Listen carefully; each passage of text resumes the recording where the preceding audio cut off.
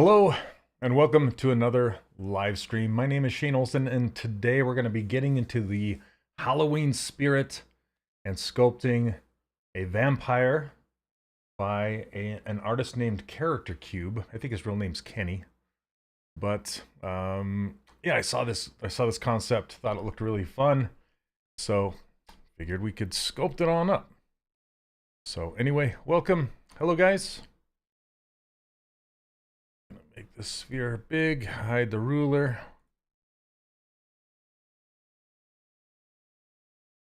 How are you all doing today? Subdivide this and get rid of the lower just so we have more density.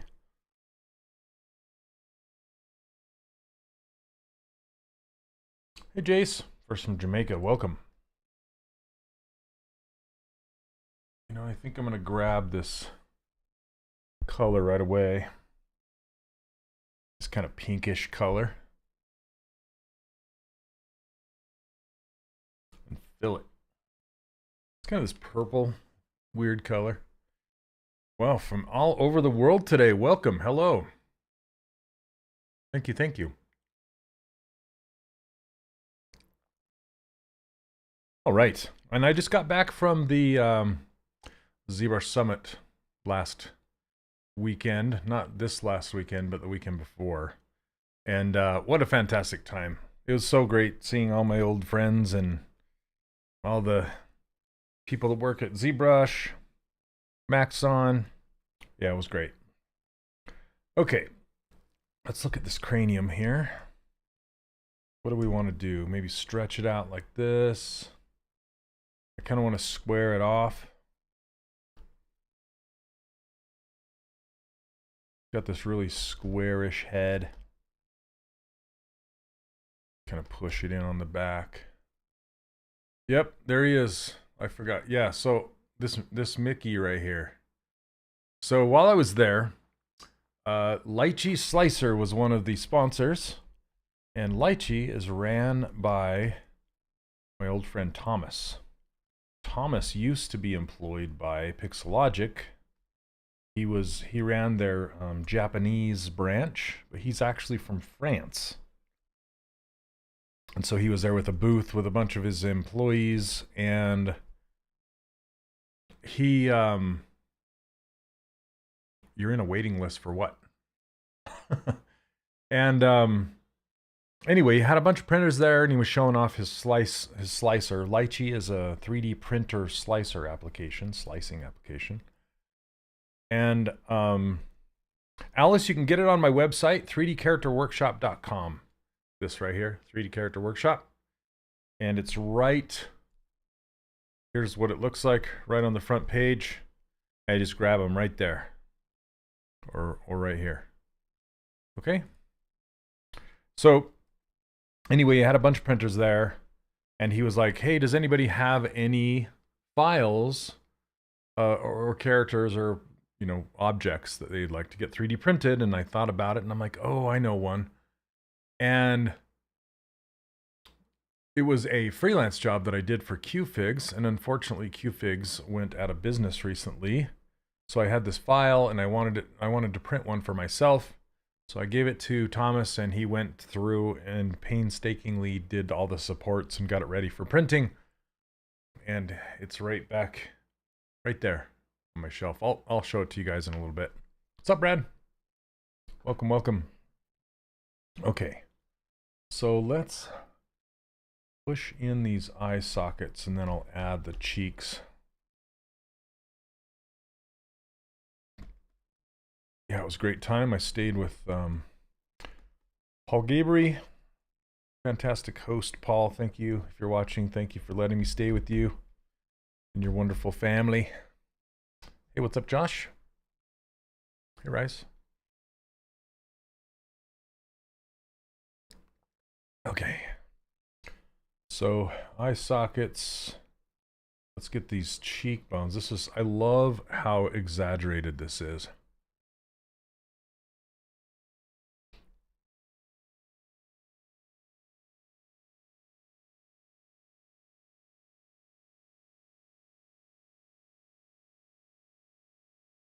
Hello, hello. Welcome, welcome.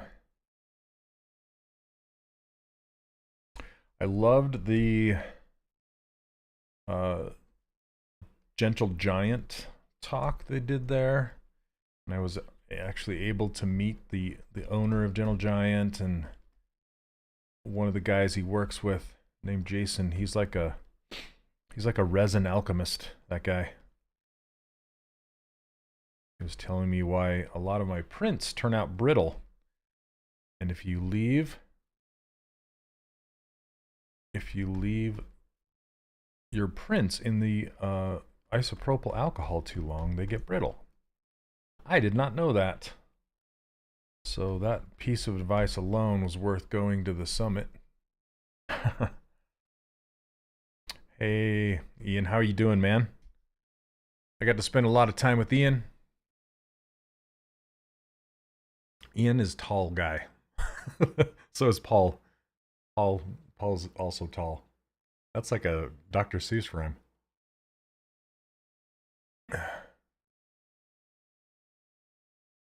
Ian, I was hoping I wouldn't run over your demo of the Halloween scene. I was wondering about something. I got a perpetual license, but I'm unable to get the last update from Pixologic Tech. So Morton, I am a volunteer here. I do not work for Maxon or ZBrush. I would suggest sending an email to support@maxon.com or going to the Maxon website and going to support there. Got to see a lot of Ian where he volunteered to be scanned. Yeah, that was good, man. That was super good.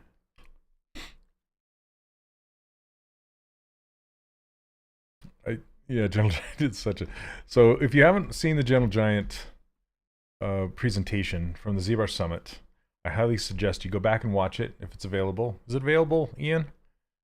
Anyway, Ian went to their studio and they scanned him. So part of what Gentle Giant does is they have a scanner. They have a few actually, and some of them are in trucks. And they will take the trucks on site so the actors don't have to come to their studio. And then they will scan them for various reasons.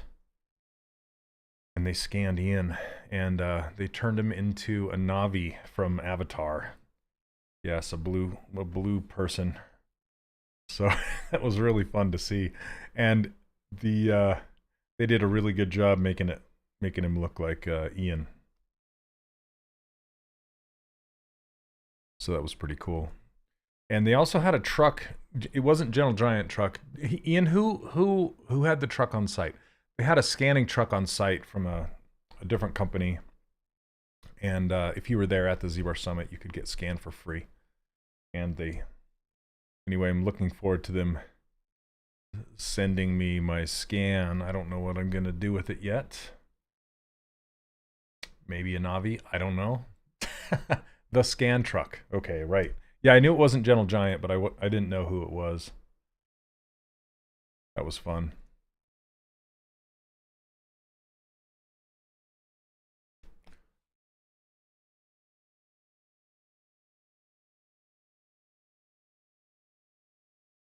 Yeah, so we'll see how that goes.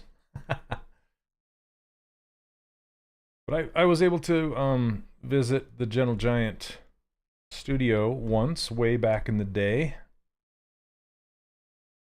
Hey Noah, how are you? I'm happy to have won your course as a prize at the summit. Oh, nice, Anna. That's awesome. Well, congratulations.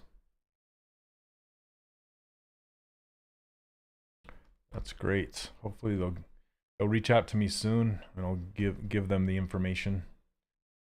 Okay, let me see. Let's get a nose in there.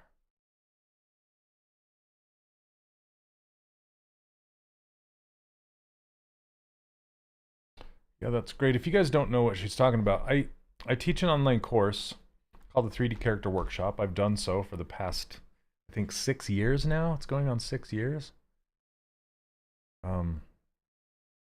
Anyway, I can't believe it's gone on for 6 years, but it has. And still going strong. I think there's There's over 2,000 students in there now. That's crazy to me.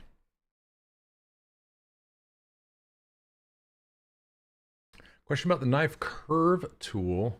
I noticed that I can't seem to slice straight down vertically, but I can slice every other angle. Interesting. You should be able to slice vertically. Are you close to the center line or are you far away from it?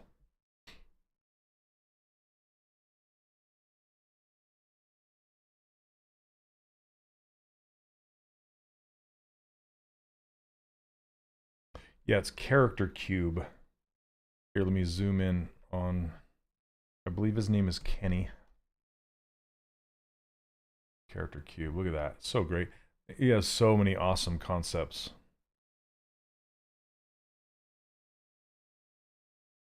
Hey, Ashley.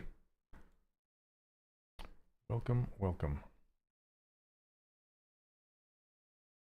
Okay, lower.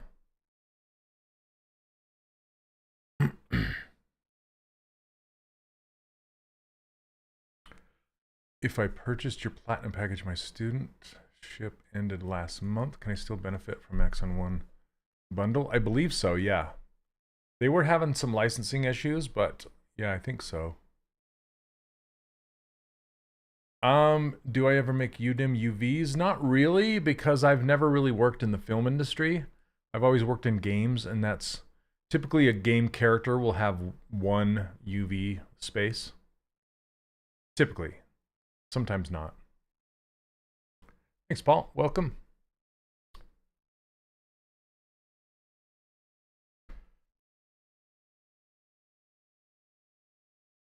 Okay, let's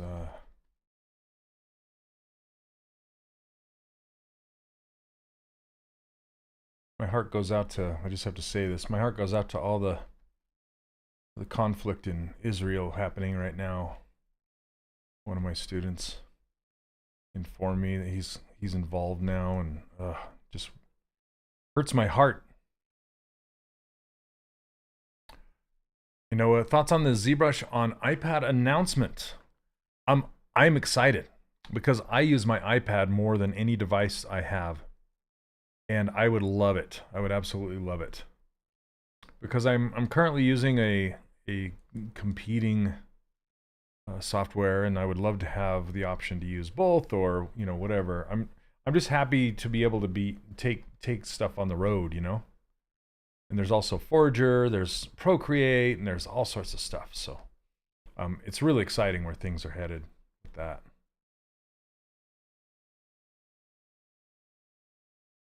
I just hope they utilize like the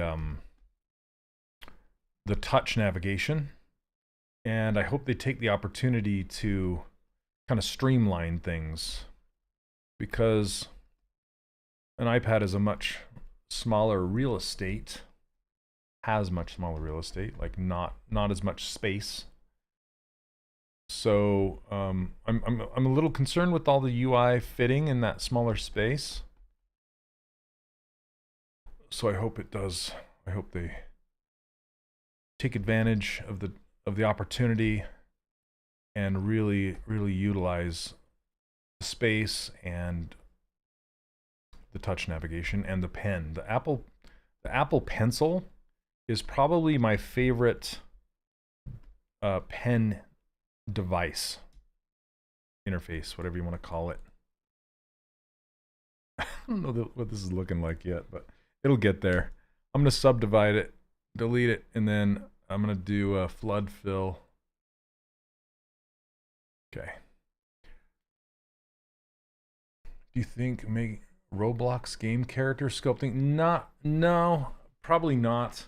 My kids love Roblox, but it's almost better to use something like Blender, to be honest, just because it has texturing and you know, you want to make all that stuff. And ZBrush is for digital sculpting for the most part, so it's not really, it doesn't have the capabilities to make Roblox characters the way you want to make them. I mean, you could sculpt the base in here, you know, like redo some of the base stuff, but Roblox mainly uses polygon modeling in a specific way. So you're better off using something else. Let's see.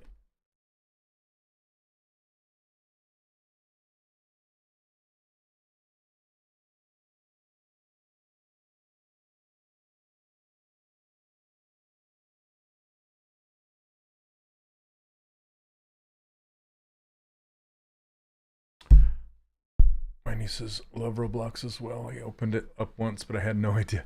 Yeah, Roblox is kind of like a... It's almost like an open source game platform where a lot of people can just make their own games or their own characters, and you can download other things that people have made with it. And it's very customizable, very user-friendly.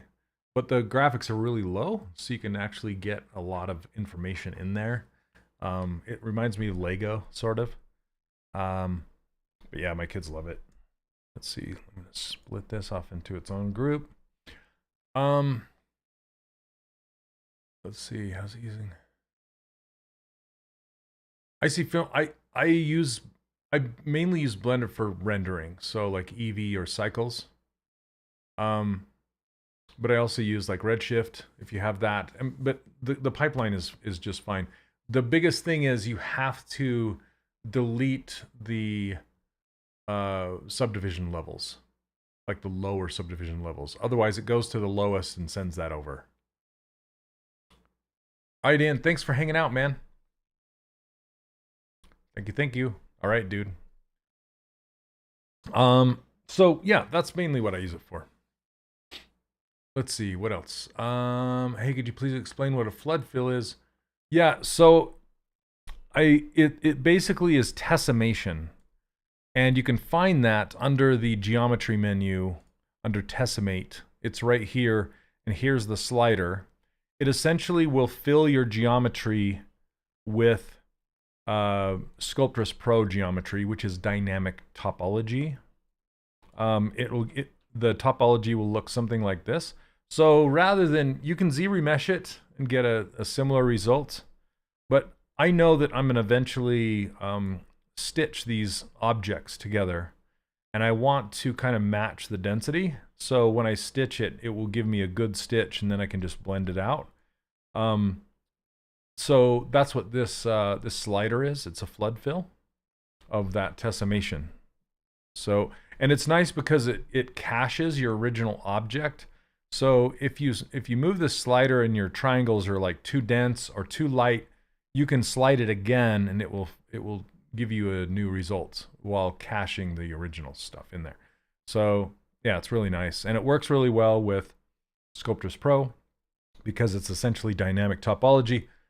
But just note, this is the biggest asterisk, is when you do this, you want to turn off dynamic subdivisions because they don't work well together. It will actually sometimes even crash ZBrush, so don't have dynamic subdivisions turned on. So, let's see. How do you nicely bevel an edge? Like, would you chamfer 1 and 3 Studio Max? Seems bevel only wants to give limited edges. Yeah, actually, it's kind of tricky in here. This is... ZBrush isn't really a traditional box modeling style application. It's more of a sculpting application. So if you're wanting to get really deep into hard surface stuff and traditional sculpting stuff, it does it, but in different ways. So, for example, you can't really select edges and vertices and affect those in a way that you're traditionally used to. You have to do like different targets. So let me see.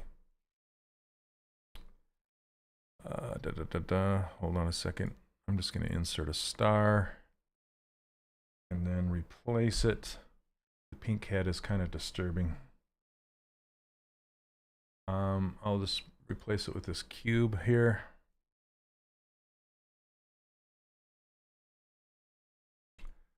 So when you click on ZModeler and you hover over an edge, there is bevel. But the bevel options you get, so this is the action up here. Depending on which one you push the space bar while you're hovering over it, it's context sensitive. So if you're over an edge, it's going to give you edge actions or a face or a vertice, a point. It'll give you a different menu. And then it'll give you an action, a target, and a modifier. So that's essentially how the Z Modeler brush works. And that's about as robust as it gets. It is very, very robust, but it's not like a traditional box modeling software. Like if you're used to box modeling in Cinema 4D, for example, if you're going to do a lot of hard surface stuff that specifically needs geometry edits, I would actually go somewhere like Cinema 4D. This is more like a light version of edits. So anyway, edge loop complete, so you're not going to be able to select all the edges on the whole thing. It's going to do something like this. But when you do this side, see, it's going to make like a double bevel here. And you can be tricky with like insets. You can do an inset and then choose like polygroup all, and then you choose like a center and a border, and then you can do something like, oh, come on. Is it not going to work for me? Hold on a second. Insert each poly like this. But see, it's not really, it's giving you more geometry, but it's not really beveling or chamfering it like you would typically see. But you have to kind of get creative when it comes to stuff like that. So anyway, yeah, that's kind of, keep that stuff in mind. Okay, I'm going to save this.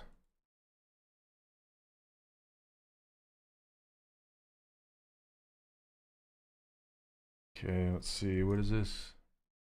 Character cube, vampire, 01. Okay.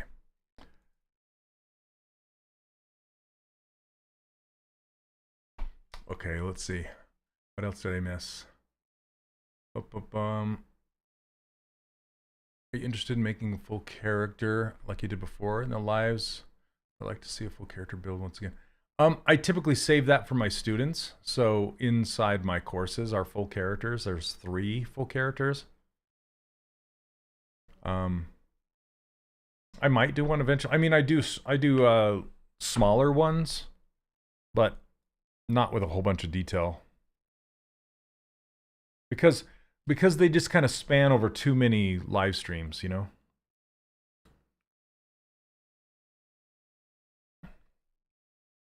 Okay. Oops. Need my move brush.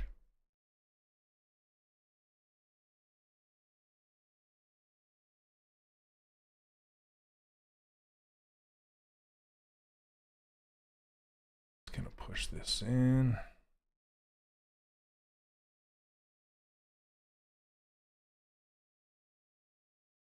So see how this is stretching? Now I can turn on Sculptress Pro. And the reason I put these 2 sliders on top of each other, because this slider is, it has a relationship with the lower slider. It's very similar to the same density. It's a little, you want to go a little bit lower to get similar density, but it's pretty close. So I can leave Sculptress Pro on. I can actually use the snake hook brush rather than move. And then when I drag geometry around, it's going to add geometry as I do, so I'm not going to stretch the geometry. I can turn on topological. I don't think topological works with Sculptress.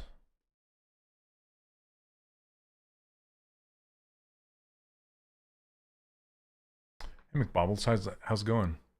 I've been in a 3D rut for the past couple months, so I went back to traditional sculpting. That and your live videos helped me get the 3D itch back. So thanks. Oh, you're welcome, Morton. That's awesome. Hey, Sean.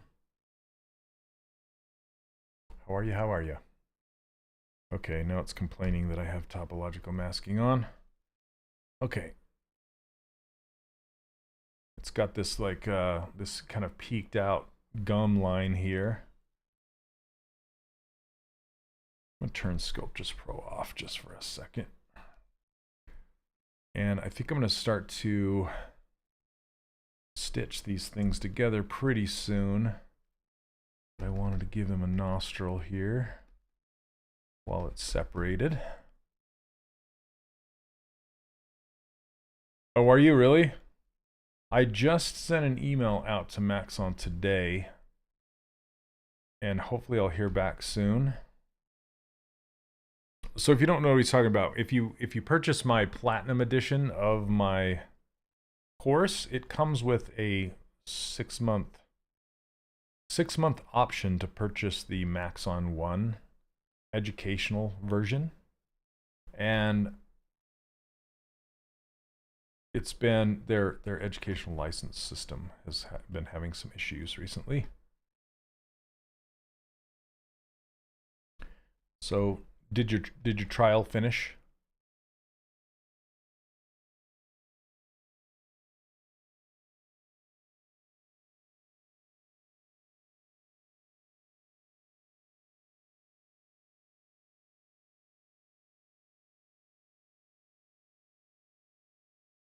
Just gonna do a little pinch across there.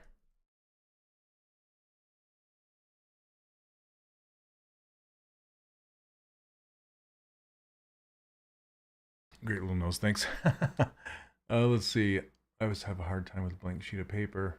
Same with blocking out things in ZBrush. I'd love to take your course. Yeah, well, you should join up when you can. I know it's the primary ZBrush focus area. Do you know if any iPad sculpting tools will someday have rigging? I wish I could tell you the answer to that. All I know is hopefully, but I don't know. It's great to meet you at the summit. Yeah. Your mini sculpt of punking was awesome. Oh, thank you so much. Yeah, you know, Anthony, that was so funny because I didn't really know what the prizes were. And I kind of wish I did because I would have tried a little bit harder. I was just messing around and just trying to see what I could do in that short amount of time, you know. I was actually really trying the Sense Labs like pen screen, whatever you call it, because they were there as one of the sponsors, and they had a couple of them set up in the sculpt off area, and I wanted to really try one of those and see how it felt, you know. And I guess Ian, I don't know if Ian's still here, but Ian has set up a couple profiles for their remote. They have a really nice remote that has a screen on it, and actually that remote comes with their regular tablets. So I have one that I haven't opened up yet, and the remote is in there, and it's really, really nice. That's one of their premier things that they have going on, is that remote. Got to jump to work on things. All right, well, thanks for hanging out, Noah. Appreciate it. Mechanism, it kind of does. It has a parent-child relationship setup thing, and that's about all you get. So it's like an FK rig. But that's kind of like, I mean, using this T-pose master with masking and the transpose tool, it's very, you know, it's very similar. Okay, come on.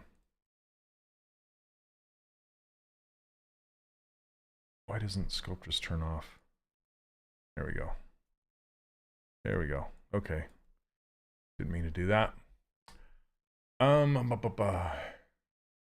Seeing you do some really neat eyes on occasion. How do you do those? I do eyes several different ways, so I'm not sure exactly which one you're talking about. I mean, I can open it. You purchased the bundle as soon as you got home. Oh, nice, nice. Yeah, I was talking to those guys quite a bit. They're really, really knowledgeable. Let's see. Let me just save this, and then I can open Let me open Nick Cage if I can find him here. I don't know. Where is he? I don't see him. Let me search. Is he not in this list? I don't think he is. I have so many characters that I've done over... Here, let me check my G drive. Hold on a second. He might be over here. There's more over here. Look at all these guys. Jeez Louise.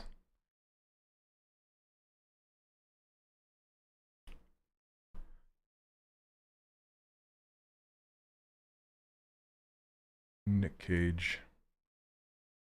I don't know how many there are. Talk about this one.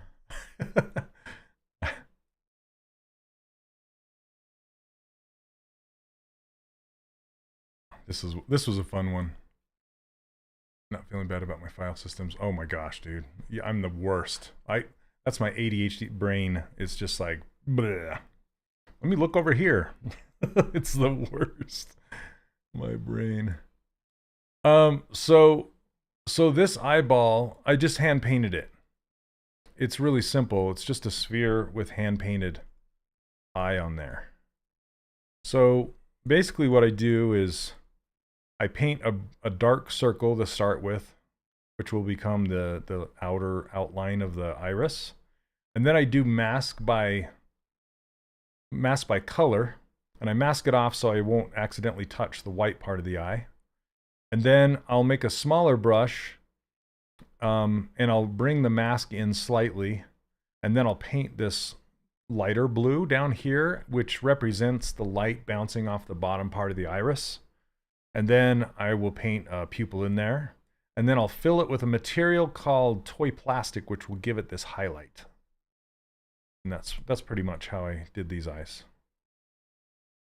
Yep, and there you go.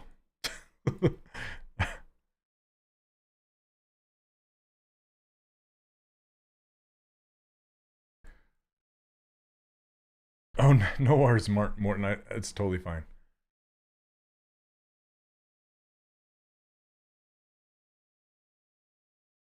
Also never knew about the anchor brushes until I saw the demo at the summit. Oh yeah, those are super cool.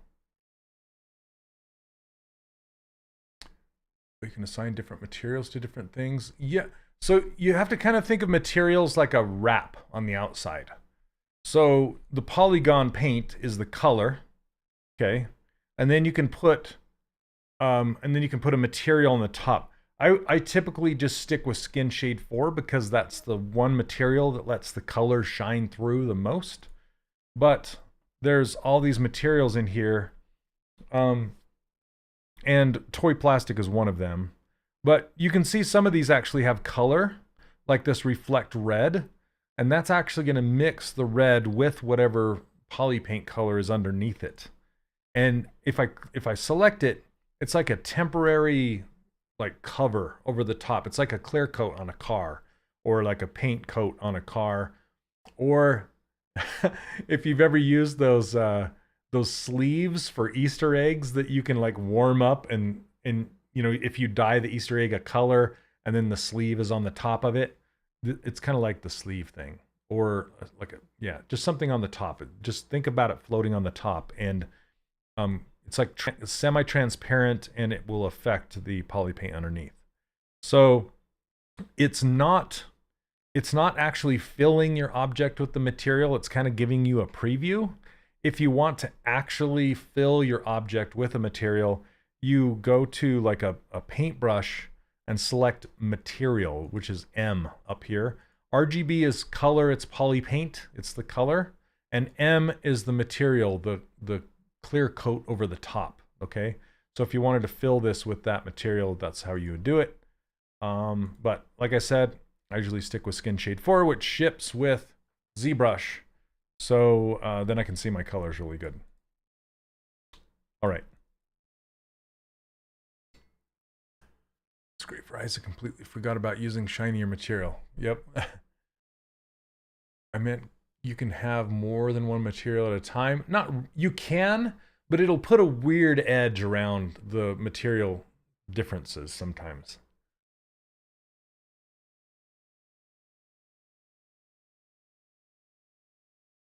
Okay.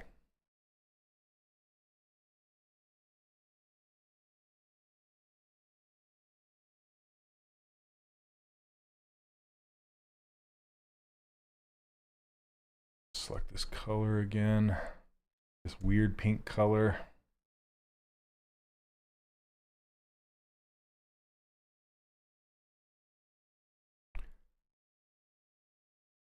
No worries, Morton. It's fine. Ask, that's what I'm here for. Ask away.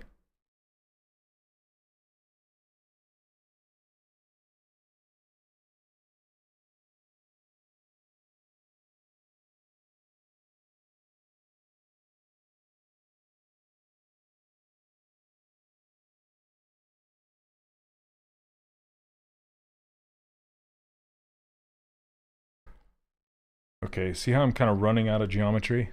Because the sphere that I inserted was very light on geometry. Well, now I can just turn on Sculptress and just kind of fill it with this, like this, and kind of smooth it at the same time. And it will give me more geometry like that and kind of smooth out those facets. And then I can go back to my move brush and just start to like push the material in and start to shape that ear. Now the move brush works based off of the camera angle. So if I'm pushing up, it's pushing the direction of the camera, left, right, up, down. It's like a 2D push. So that's why you see me rotating the object a lot. It's so I can get the camera into the angle that I can utilize that move brush. So see, if I rotate my object down like this, then I can push the material into the head, if that makes sense.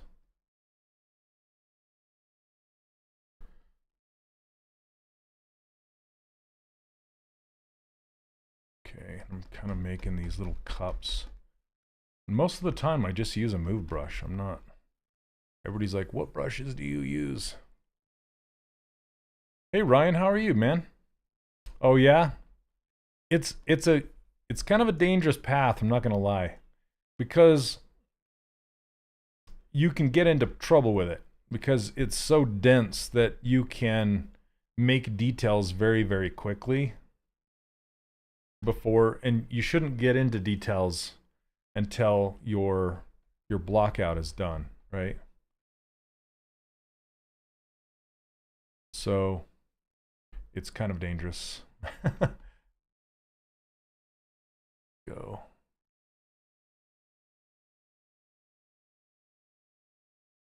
And then I can use other tools like this detail brush if I want to kind of get this down here. Speaking of details, I just want to get that really thin kind of membrane going on along here. And then smooth it back out. I don't want to go too crazy with details at all down here, because I'm still in blockout mode, but sometimes I like to block out my ear shapes, the interior, just to kind of react to it, you know?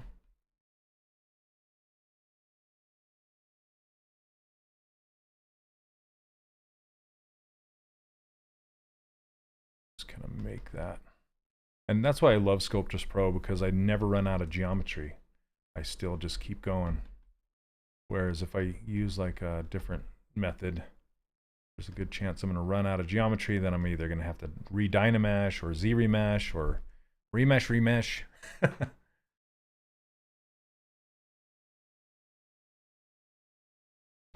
Okay, so yeah, something like that. And if I want to get this pointier, I can turn on this AccuCurve, which is essentially just changing the brush profile to something that's pointier. That's all that's doing. Then I can get it pointier, and then just make sure you turn it off when you're done.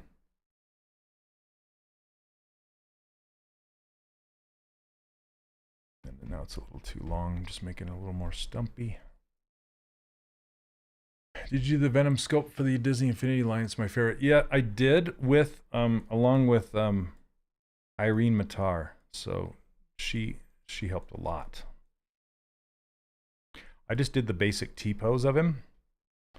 And then John Diaz did the design of him. And then Irene kind of rebuilt him and posed him. Not kind of, she did. How do you determine how much geometry you make with Sculptris Pro? You know, I look at the density like this.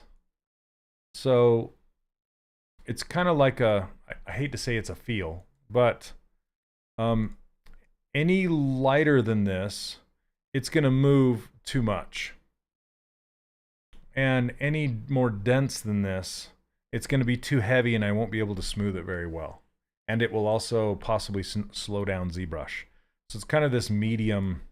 I'll go anywhere between like this density. When I say this, just it looks like this. I'm not looking at numbers or anything like that. Yep, that's Irene. She's awesome. She has so I used to have a Porsche 944 and she has a 944 turbo and I'm jealous of it. I love it. I want to get me another one. Okay.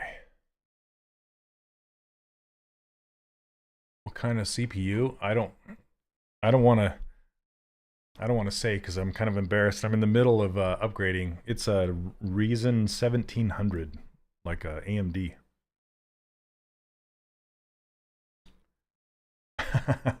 and I have dual 1080s for my GPU. It's an older machine. It's like 6. There you go. Thanks, Neil. Yeah, the first time I met her, she was sculpting an amazing Batman for Sean Galloway. I mean, it's still, yeah, my 1080s are still, they're still pushing. Great. Okay. Let's see. I need to go. I need to split these ears into their own polygroups. And if I do this, you'll see that all 4 of these objects are in the same polygroup. So what's nice is if you isolate something like this, if you don't want to mess with the other polygroups, you can isolate something and then you can use auto groups. Use auto groups like this, but notice it's not symmetrical. So if I want to get it symmetrical, I can just hide these 2, hit Control W, and it puts whatever is visible in its own polygroup. And then I can just isolate these 2 pieces. Come on. There we go. And put those in their own polygroup. And now I have them separated. Okay. Let's get the jaw in there. Hey, Nahanda, how are you? Okay, so let's make a jaw. And I'm just going to take a sphere. And again, it's purple. I can invert this. So how Control W works, which is essentially assign polygroup, it will either put everything visible into a single polygroup, whatever's visible, or whatever is masked. And the masking overrides the visibility. So if you have something masked, it's going to assign a new polygroup to that thing. And since my sphere is masked, it's going to leave the rest alone and assign a new polygroup to the sphere, like that. But it does unmask everything when you're done. So now I can remask it and then start to basically use move brush or even move infinite, so it'll shoot all the way through it, and just kind of drag it around, and you'll notice right away that I'm running out of geometry. So I'm just going to smooth it with Sculptris Pro, and I can go lower than this too as far as the density goes. So I can go and like something like this, and it will make the dragging it around, it'll make it faster. And I can also use masking too, like say mask loop. I can drag it around like this, and I like to utilize, this is lasso masking, And you'll notice that it has a straight edge. And I like to utilize that straight edge. So as I start on one side, I'll bring it around and use that straight edge and come down like that. So I have kind of a straight line through here. And then I can blur it out and then use the gizmo to then rotate it and kind of make a jaw shape like this. And then clear it, go back to move infinite, just start moving it around, making it more square shaped like the jaw. And then I need to think about, you only want to use move infinite from the direct side, like snap it to the side without perspective turned on, okay? Otherwise, it's going to mess up your model. So this is a very, very specific move brush that shoots the move all the way through as if it's an infinite. That's why it's called move infinite. It moves everything behind the brush on both sides of the model. Whereas the move brush kind of works like a localized sphere.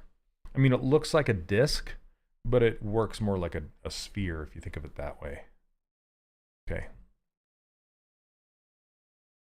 Okay, let's get this. Maybe a little more skinnier and wider open. It's going to be, I need to get those teeth in there so I can react to the distance. Okay. Then I'm going to turn symmetry off for a second so I can center my gizmo, turn it back on. And I can widen this out.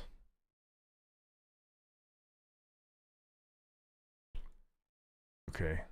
And this upper mouth bit is way too narrow. It's like I need to widen that thing quite a bit.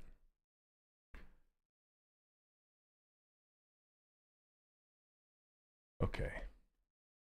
Now I can tell that when I start to move this around and make a, like, hollow out the mouth, I'm going to run out of geometry pretty quickly because it's not as dense.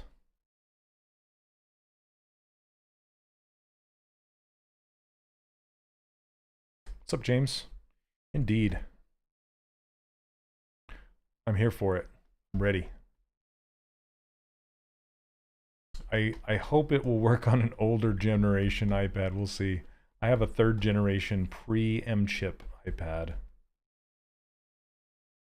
Other software works with it pretty well.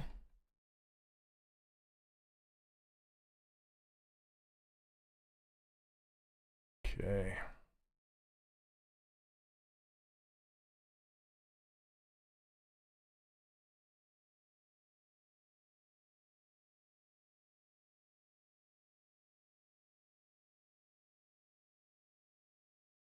Okay. What inspired you to start sculpting in the beginning? It's funny you asked. I don't. I'll be perfectly honest with you.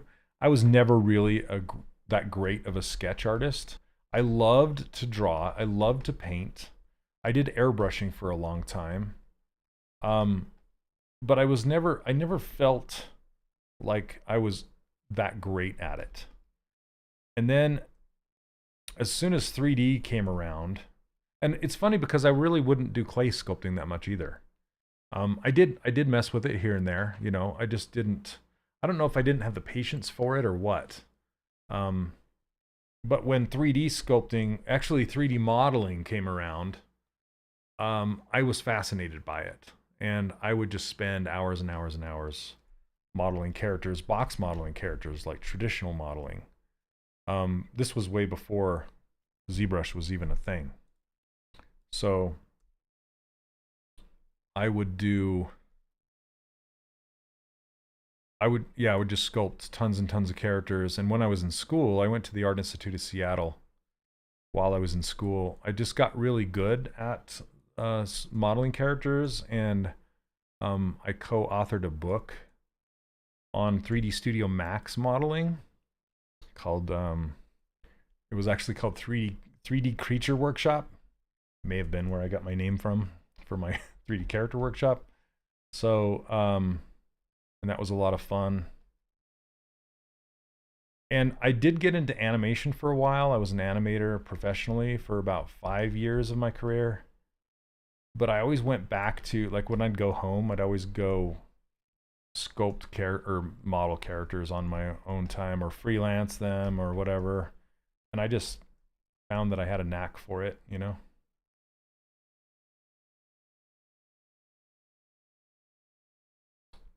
Never looked back. Kept going with it.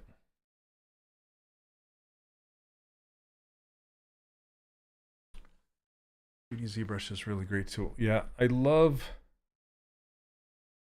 you know, when ZBrush came along, at first you couldn't really, it was more of a toy. You couldn't really get anything out of it that was of use anywhere else but in ZBrush, because the poly count was so high. Like, you could go into millions of polys, and that was like absolutely unheard of.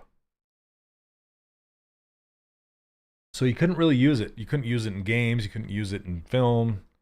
It wasn't until map baking and normal maps came out that it was finally usable, you know?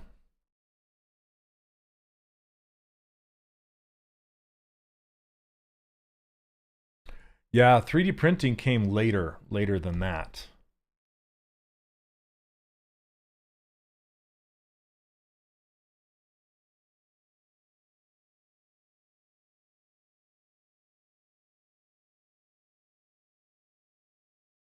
I really, really like sculpting for 3D printing because it's very forgiving. When you're sculpting for games, it's more particular.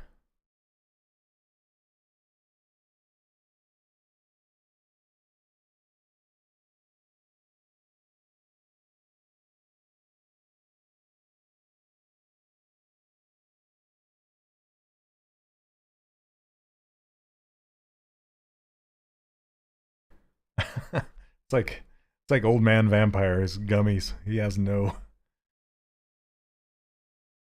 teeth. That's funny. I guess I should turn topological off.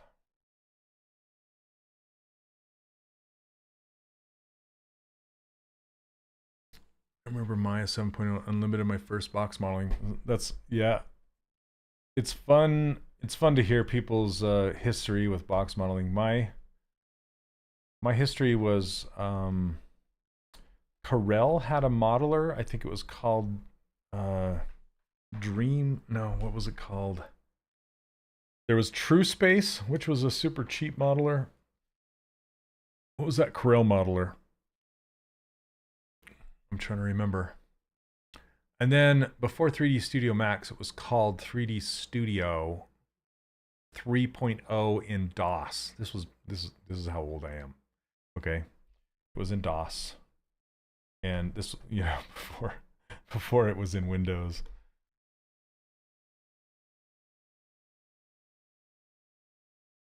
I need to dig up some of my old.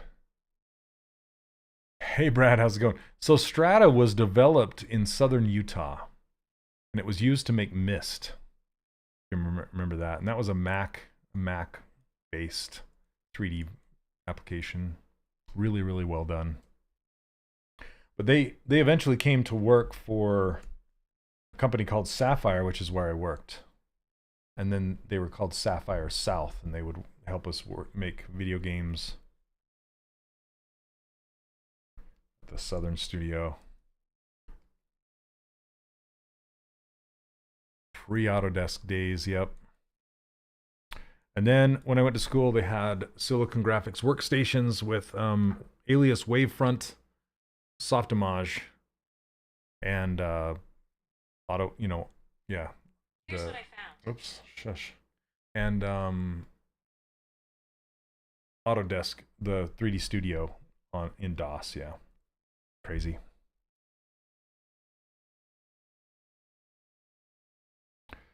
I know, missed.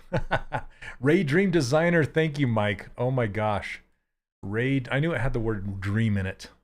Ray Dream Designer. So it's interesting about Ray Dream Designer because ZBrush kind of has something in the tools that reminds me of Ray Dream Designer, which is there's I can't remember what it's called in ZBrush, but there's like a box where you can mask off on the wall, on the floor, and on the back wall, and then you make an object in the center. I can't remember what it's called. I'm sure somebody out there knows. Anyway, that's how Ray Dream Designer worked. So you would draw on the floor, on the wall, and on the back wall, and shadow box. Thank you. And it would make an object in the middle. And my first model, gosh, this would have been 1994, I want to say. 94, 95. I made a Black Widow. And so I made the abdomen and the thorax and all that stuff, and then made the legs and adjusted them, and that was my first model. My first model in 3D Studio was a tricycle. I was staying in an apartment, and out in the backyard they had a tricycle, and I'm like, I stole it for an hour or two and modeled it up. And then patches came out on 3D Studio Max, modeling with patches. It was kind of like Animation Master, and you had these patches of polygons, and I modeled the dog from Cinderella. I think his name's Bruno. That was my first ever character, and it turned out better than I thought it would, and I was pretty excited about it. Yeah, James. So true.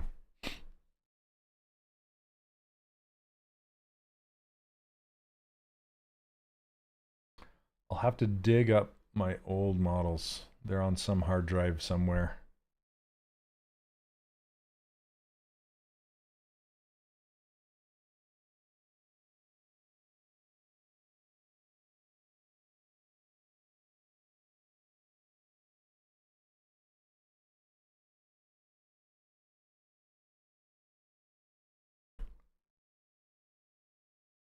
Okay. I didn't really get into Maya until I worked at Acclaim.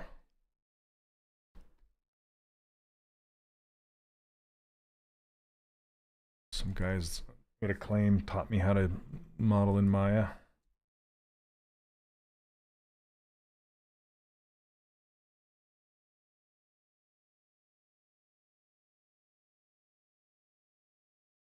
Dynamic. Okay.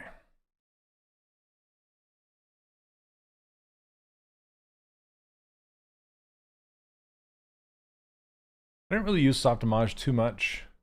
I used it on one project to animate with when I was at Glyphix.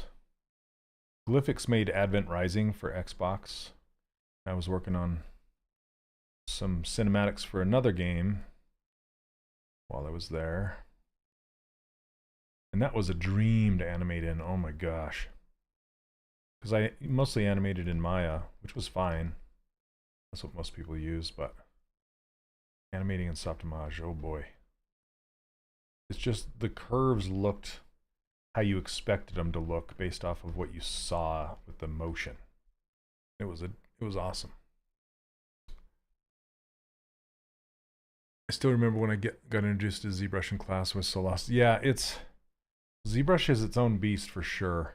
I'm currently teaching a university class at a local university and trying to explain like even the most simple stuff, like how to save a file, how to save a Z tool instead of hitting Control S to save like a project.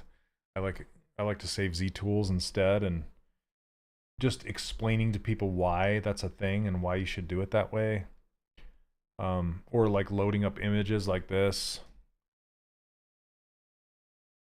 I love that game, good and bad as it was. Yeah, Bad and Rising. Yeah, that's most people's reaction. I was on the team that did most of the cinematics for that. And we did mocap, and it was a good time.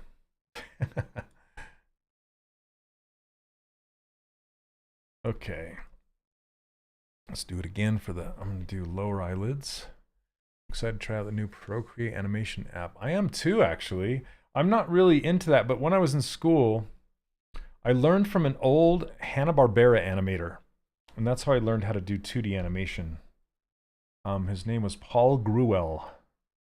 He is no longer with us, but yeah, I learned from him, and he gave us some really great instruction on 2D animation. Aaron Blaze wasn't doing his instruction at that time. But if you really want to get into 2D animation, they gave it to him to beta test, and oh my goodness. He did a full-on production with it. Super impressed. I've met Aaron Blaze a couple times. Really, really kind guy. Very, very skilled.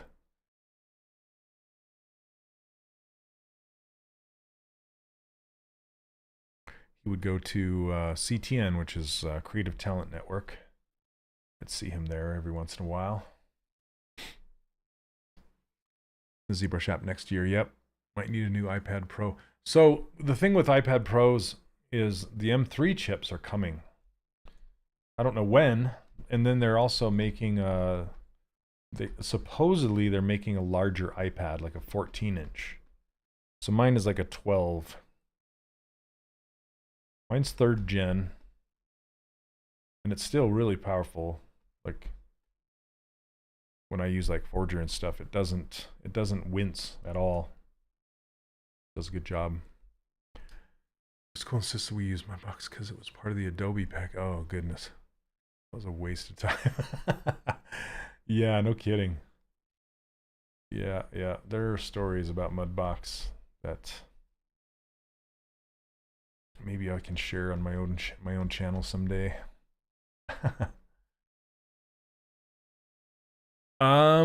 If I would, because ZBrush is not out yet, for iPad. They still got a while to develop. So you might as well wait and see what kind of technology is available when ZBrush comes to the iPad. And hold out, I wouldn't jump on it right away.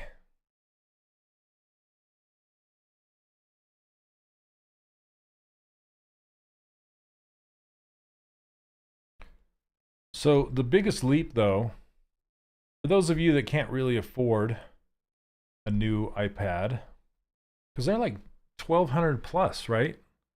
That's not chump change. So you can find refurbished ones, but the biggest leap was going from the older chips to the M chips. So even if you get an M1 chip, that's still way more powerful than the iPad Pro that I have, the 3rd gen. So any M chip or higher is what you want. You don't worry about M1, M2, M3. Just any M chip that you happen to find is great. Don't feel like you need the latest blah blah blah, Just get what you can afford. Okay.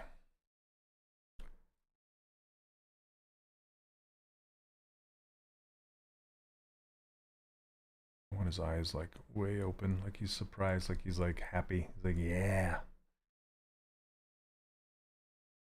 Same with this.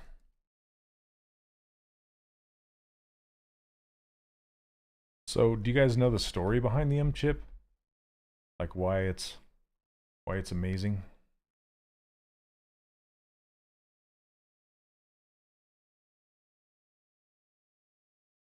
I gotta get some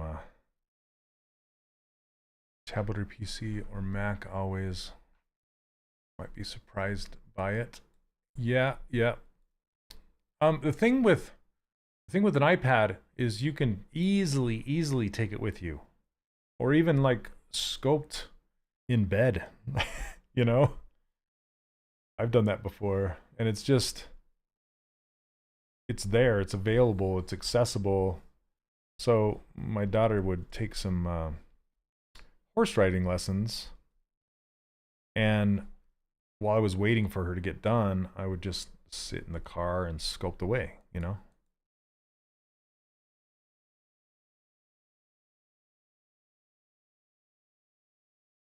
So I can't wait for ZBrush to have all of the bonuses and benefits and everything that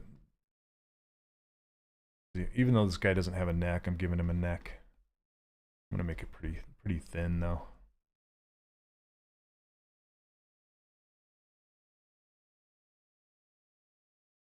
Just to kind of give myself an idea of what his body might look like here.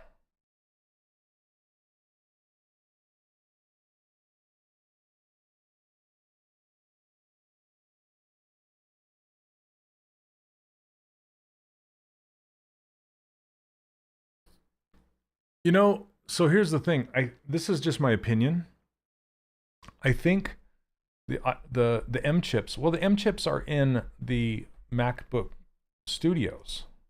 Okay, and I have a MacBook Studio, M1 MacBook Studio right here, and it runs full ZBrush, no problem. Probably better than my current PC, which is an older 1700 Ryzen, but it does just fine, and it's the exact same chip. It's the same chip. So the history of the M chips, they're phone chips. So they're like integrated boards with everything that you need on them. So they have the GPU, the CPU, the RAM, everything on one chip. It's a phone chip. So what does that mean? That means it's super efficient, like power-wise, because it's a phone, right? Phones are meant to like save battery life. So it's super efficient. It's absolutely silent, and it doesn't need fans. It runs cool because it's a phone chip, right? So while they were renting the Intel chips for their older Macs, they were working on the new M chips that are essentially big phone chips.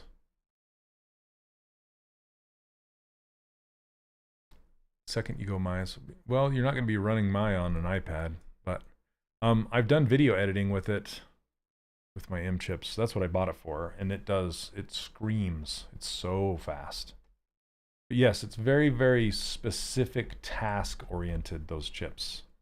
So you're not going to want to really play games on them or anything like that. I feel like with a 14-inch iPad, you need an easel. Yeah, that's funny you say that, because I actually have a Sketchboard Pro, which I put my iPad in, and it's got a handle, it's got feet. It almost turns it into a miniature Cintiq sort of thing. I really like it. I don't use it all the time, but when I do, I like it a lot. Okay, I need to merge some of these things together and start working on the teeth. Has it only been an hour, really? Okay, I might get this guy done a little early.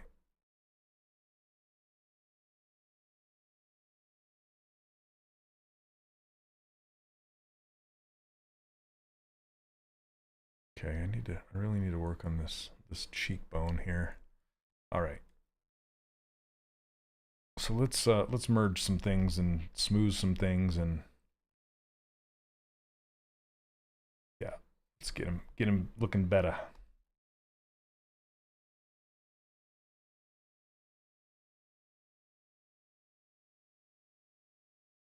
Okay. I want to merge these together, this and this.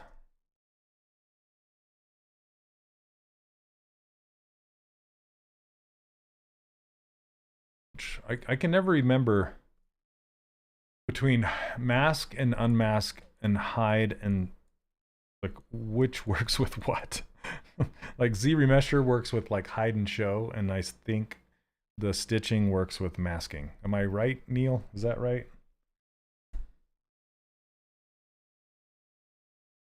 Here we go. We're gonna find out. Remesh by union. Yep. Okay. Sweet. I remembered. Okay. Except, so I masked everything else off. I only wanted to stitch the cheekbones to the head, and it just did. So now we have stitches all the way across, but it doesn't rebuild the entire mesh, just stitches, which is super nice. So now, with those masked, I can come in here and start to smooth this out, and it will get rid of those like separations. but I think it's, my density is a little too low. Crank it up just slightly.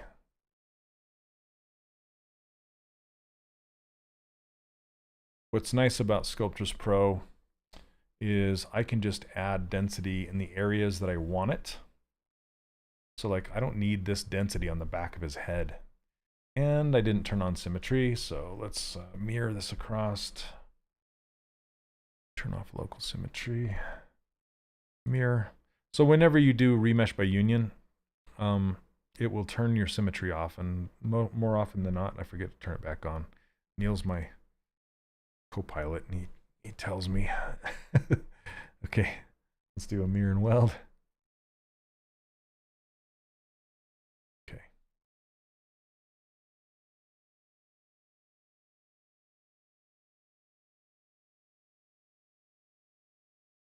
Yep, symmetry. Thanks, Mark. Okay, I got to turn it back on this time. Yep, it's all good. Okay, now I feel like it's a little too dense. Roll this back a little bit. Okay. So the lighter your geometry, the easier it will be to smooth. Okay. Usually take the reference to Spotlight to match with the sculpture. Do you prefer to exercise the perception by comparison? I usually have it just right here in Spotlight almost every time. And then I will not check it very often until like after I get all the pieces in place, all the pieces and parts. And then sometimes what I'll do is I'll turn on perspective, and then I'll bring it over and then make it bigger, turn down the opacity, and then I'll try and match it. This has like more perspective than what I have. So I'll try and match it under here and kind of give it a look and see how close I am, which it looks like I'm off in several ways, mainly the depth. So I think it's a little too deep front to back. So I'm going to scrunch it. Yep. And then I want to pull his mouth is too deep as well. I want to pull this jaw forward and make it a little more shallow. So yeah, I'll check it occasionally if that answers your question. But what I won't do typically is I won't put my mesh behind it and then try and warp it to match exactly, because I mean, this is an illustration. It's not going to match exactly. But I'm going to try and get it as close as I can. Now with this, with these eyes, so I don't want to scale the eyes away from spherical. So I'm going to mask those eyes off, but I'm going to use this, the pizza boxes, which is called transpose all selected subtools. Thanks. Yeah, I'll turn it. You know, I'm going to leave it on for a minute though. Just during this thing. Okay, so I'm going to turn this on. Basically what that does is that makes it so I can move, rotate, and scale all of my objects together as one unit, but it will ignore anything that is masked. Okay, so I want to scale from the front of the eye. So I'm going to move the gizmo, hold down Alt, and tap on the front of that eye. It's going to place the gizmo, and I'm going to reset it so it lines up with the world. And then I want to scale everything except for the eye. So with this turned on, I can use scale, and I can crunch it like this. Okay. And then I feel like he's a little wide this way, and that is going to make his eyes bulge out, but I can fix that in a minute. Okay, and now I'm going to turn these pizza boxes off, select the jaw, mask it off. Now I'll turn perspective off. Reset this and move the jaw forward. I can turn this and scale it.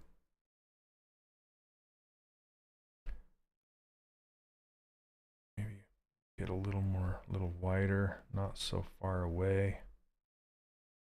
There we go. Kind of reminds me of the Bat Boy on it's like that old tabloid magazine.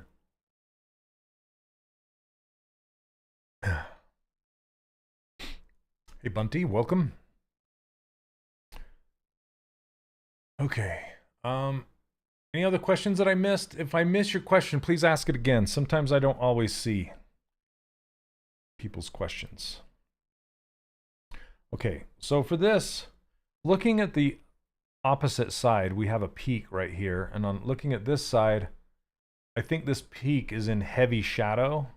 So I need to peek it out right here with pinch. I'm just going to pull it.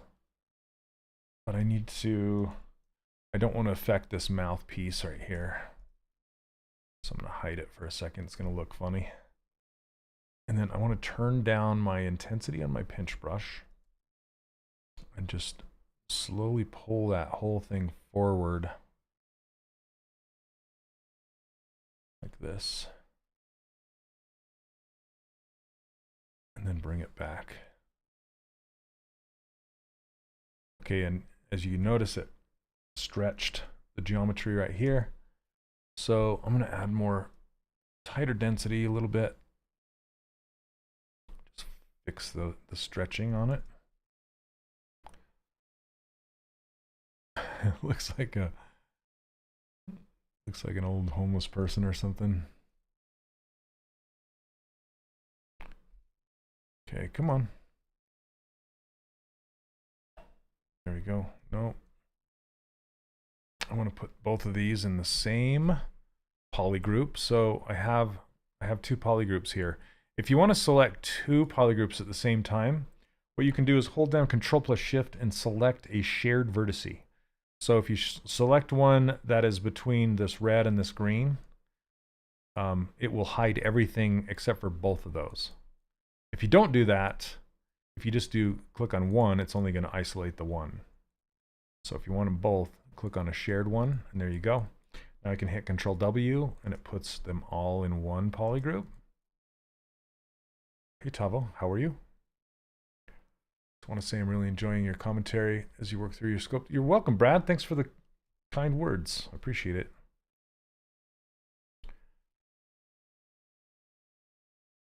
I try.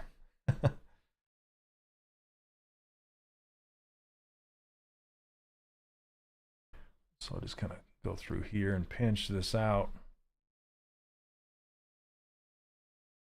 Looks like it did make some holes. See these little holes right here? If you ever see something like that, you can mirror it to fix it, but this has holes on both sides. So then what you can do is just hit close holes. And if there are real holes, it will fill any of them. Oh goodness. Except for since I had some objects hidden. What I'm going to do to fix this is I'm going to split hidden.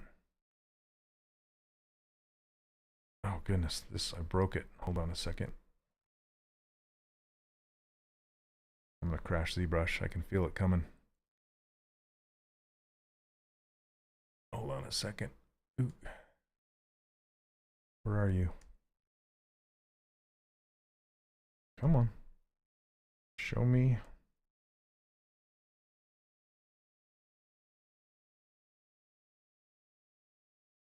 Don't dare go too far back in history. It still has the history. It's still there. Where are you?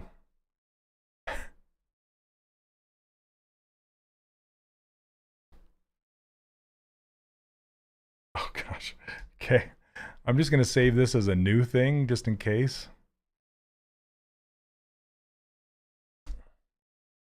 Okay, the head is here. Okay, let's see if I can, no, if I can undo.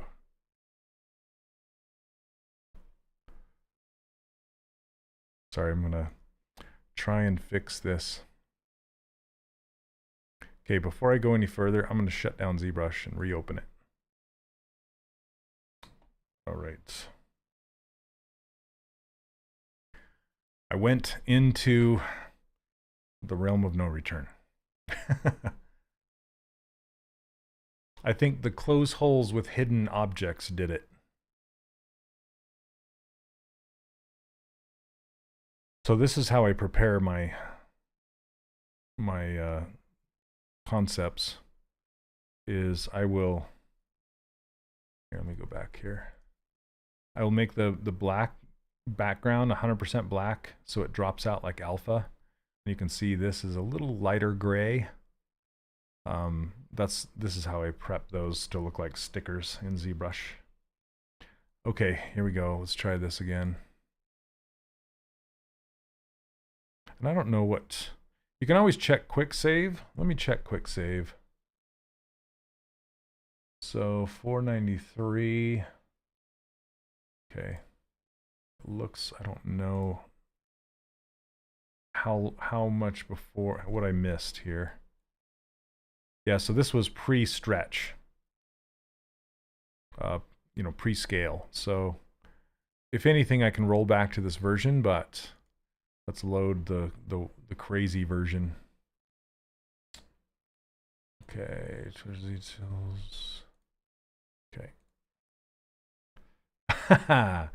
Look at that. Oh my goodness. That is busted.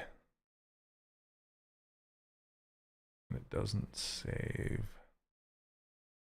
Okay, it's just this one subtool that got messed up. Okay, so this I need to delete.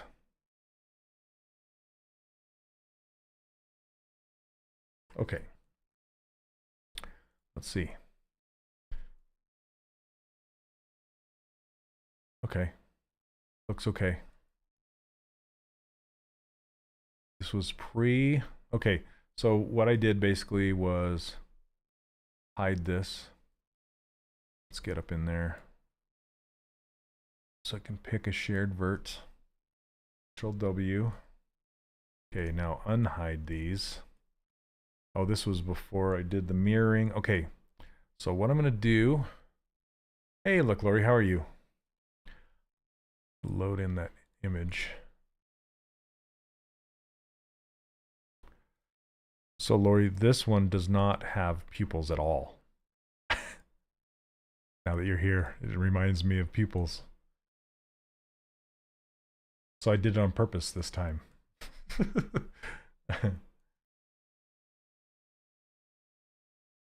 I know, I turn my back for 5 minutes and it explodes. Okay, so I'm going to split this. This is dangerous. It worked. Okay, so now that I have this, let's do a mirror and weld. Should be good.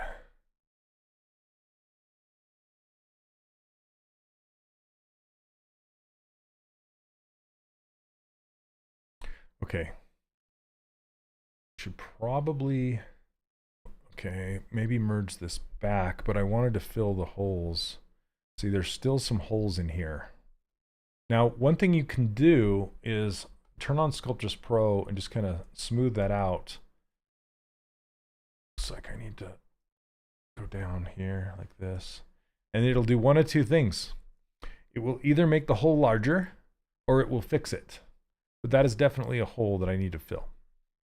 So let's go close holes. Hit Control W to put the whole thing in the same poly group. And now that hole's fixed. 10 minutes. Nice.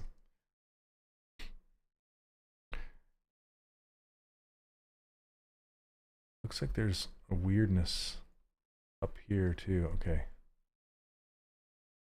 Hey Julie, how are you? Welcome, welcome. Okay. There we go. I think we're good. Let's save it. That's kind of how you can dig yourself out of a hole if you find yourself stuck with Sculpting Pro and crashing. So it looks like it was pre cheek crease, cheek pinch. your ant cheek pinch. Okay, let's do this.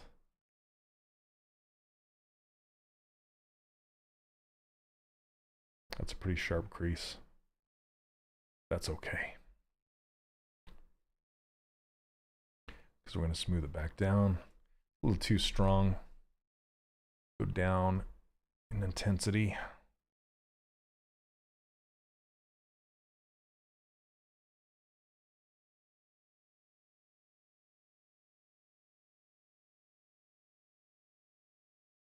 Maybe a little lighter.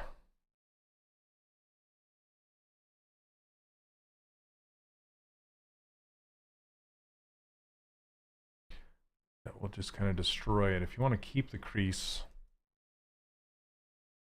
you know, there's this hidden smooth brush, just like smooth stronger. There's one called smooth directional.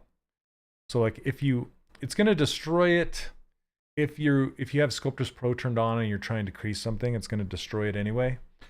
But if you want to try and keep those creases, something that will help is smooth directional. So if you hit comma key, it's kind of a hidden brush. You have to go to brush menu this is called Lightbox, okay? And it's kind of like a file browser, and you have all these different options up here. But one of these is a brush tab, and you get all these extra free brushes that ship with ZBrush. And there's one called Smooth. Let's see, where are you, Smooth? You'd think it would be S's, right? Where is it? I can't see it for the life of me. There it is. Okay, Smooth. And then you get all these extra smooth brushes. There's smooth peaks, smooth valleys, smooth valance. There is smooth stronger, smooth groups, lots and lots of stuff. But there's one called smooth directional right here. So we'll click that, skip the next note. And basically what you do is you smooth in the direction of the crease like this. And it will hold on to that crease as much as it can. Hey, Ika, how are you?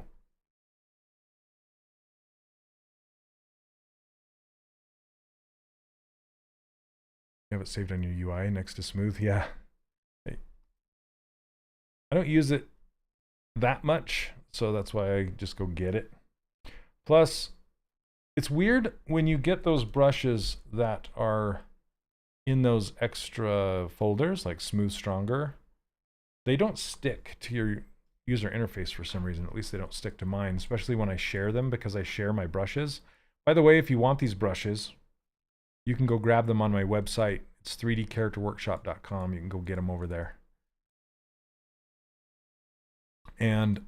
But if I save those brushes on my user interface and then I share them with someone, it doesn't want to give them to people. Okay, I'm going to hit H polish. I just kind of push this cheek down a little bit. Make sure I'm on the right subtool. Okay.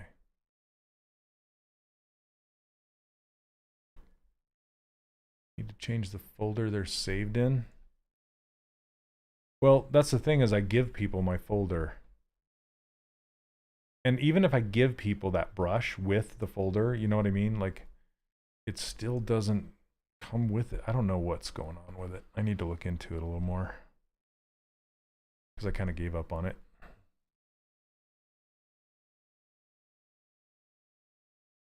I think I want to pull this down underneath more. So the cheek is the furthest thing out, not this. Okay, that's better. Now we have kind of this cheek. Oops. Thought it was still in H polish.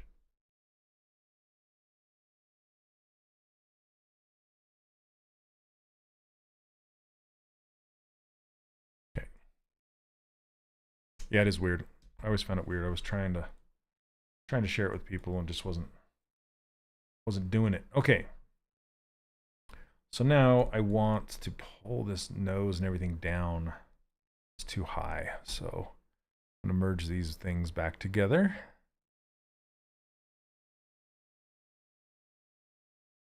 Ruler is the best tool. I use it all the time now to keep the right size. Nice. Yeah, I love it.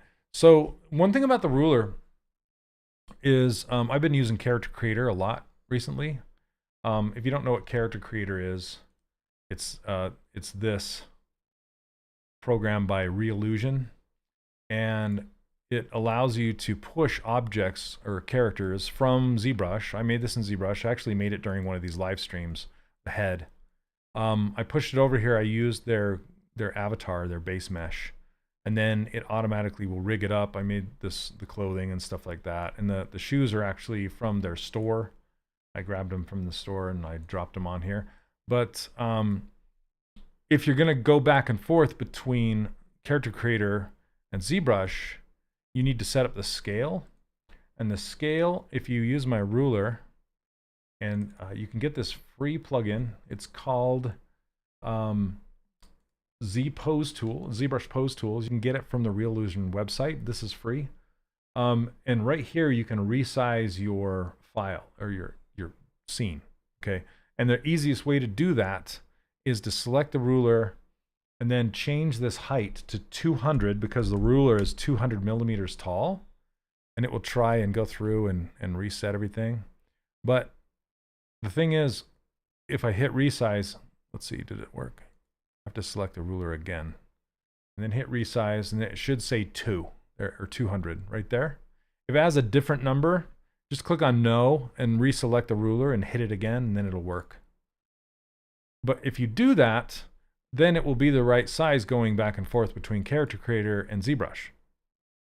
If my head was scaled properly, that is. But basically what that does is it changes the export scale to 100. And this will also work going back and forth between any other software that's in meters. So maybe like Marvelous Designer or Maya or something like that, where you have the scale in meters. The scale 100 with my ruler will work going back and forth. Yeah. Okay, so anyway, that's kind of how you scale stuff to go back and forth. But just know that if you're going to append or insert an object from one ZBrush file to another ZBrush file, you need to go change that export number back to 1. Otherwise, it's going to merge really small. So if you ever get that, you're trying to merge some eyes from another file, another ZBrush file, into the one you're working on or something like that, and it comes in really small, the reason why is because your scale is 100. Just change it back to 1 and then do your merge or your append or your insert, then it'll be the right size. Okay. Yeah, I worked with Joseph Druss to make my ruler file match and fit, and there's a lot of work and effort that went into that. It's not just a ruler. It's so much more. And it's also optimized for the way ZBrush wants you to work, the scale of it. That's why the brush, the maximum size is really big and the small size is really small. That's how ZBrush, the scale that ZBrush wants you to work in. So it's that as well.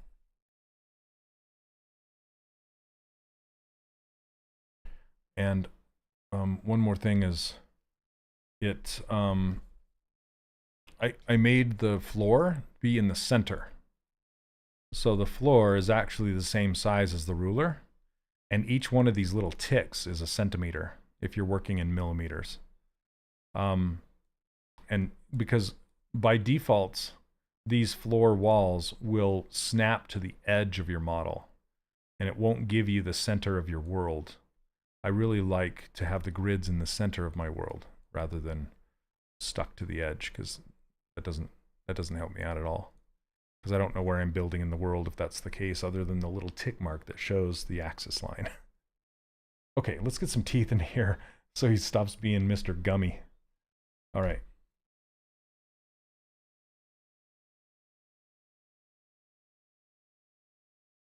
Okay, what's going on?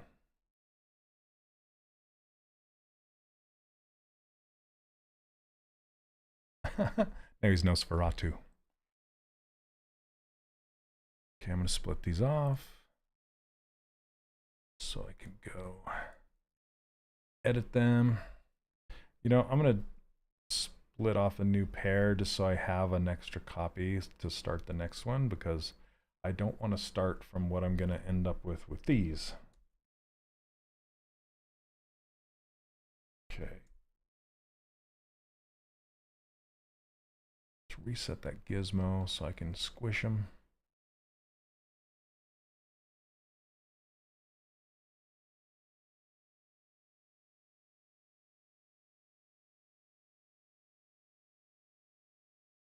Kind of wide. What time we got? 1:36? Really? That's all we got? Okay. Seems like I've been working a lot longer than that. Plenty of time. Half an hour. Probably get this guy close. So when it becomes really close to the center line, let's turn this off. Sometimes you can't use the move brush to grab it. So what I usually do is use the inflate brush, and you can inflate it even closer if you want. Try not to go across the center line because sometimes it'll get welded. If you don't want it welded, then stay away from the center. Okay, let's use this clip curve brush. Just kind of clip the ends off there. And we can even use it on this side here. So with this clip brush, you can tap Alt and it'll give you a little point in space. You can clip it off like that. But you can't go across the center because it will like clip it into itself. So it doesn't really work. Completely changed topic. What kind of airbrush compressor can you recommend? I'm thinking of getting one. I'd rather pay more and get quality to begin with. I haven't bought a compressor for so long. But most recently, and I haven't used it yet, but I bought a fingernail painting airbrush, which is, it has a battery on it and it has a compressor built in.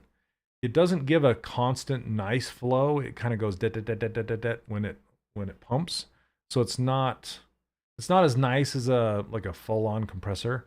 But back in the day when I was doing airbrushing, I bought a silent compressor, which it's not really silent. It makes about as much noise as a refrigerator. But I don't even know if that company's in business anymore. I don't even know the brand name of it. I bought it so long ago, back in the 90s. But like I've even seen little mini compressors like Badger and stuff like that. Yeah, Silent Air, there you go. I think that might even be the brand I bought.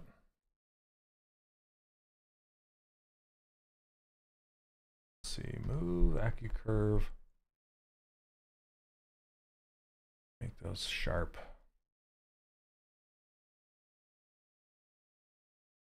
I'll show you that little airbrush I bought. 1 second.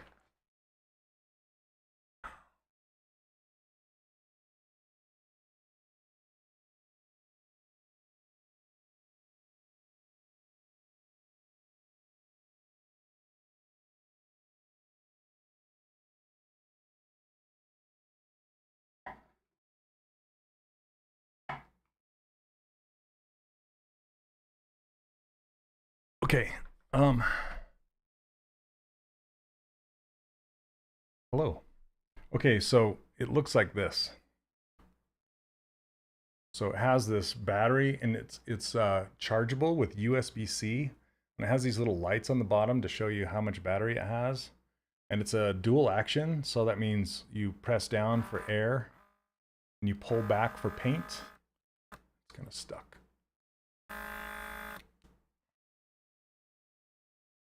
I need to oil it.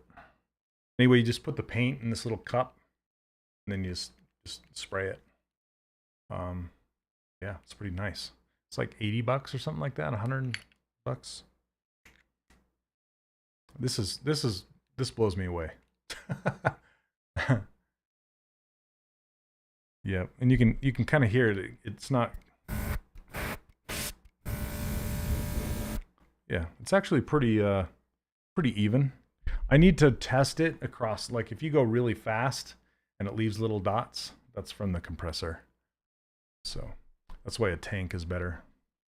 But here's the Mickey that I had printed at the ZBrush Summit. You guys can see that. Let me stand up. Oh.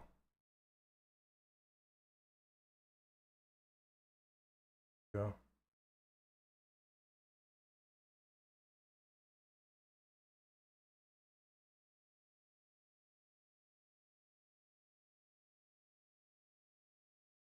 No, Jazzy, I printed him in one piece.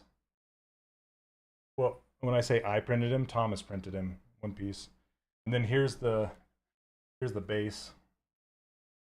I didn't put any keys. I'm just going to glue him on there and paint him. But yeah. Come on, focus. But the detail, I wish you guys could see the detail. There's little stitches. Maybe on the, you see the little stitches on the, yeah. Try it.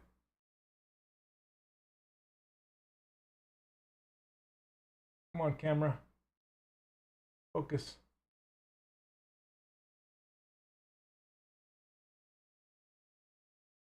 Doesn't want to focus. Yeah. Yeah, he is hollowed. That's why there's that hole in his shoe.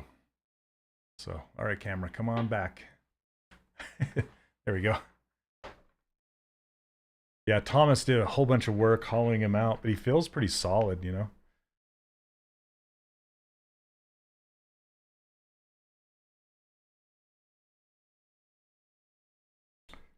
Thanks so much. Yeah, so that was a freelance gig I had for QFigs. But I knew it was never going to get printed out, so I had him print out a copy for me. I was going to pull this down before I did the teeth, dang it. Okay.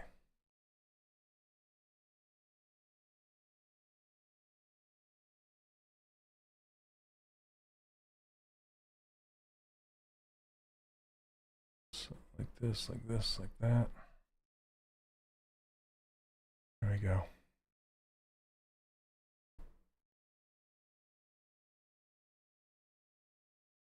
Then I want to move this up again.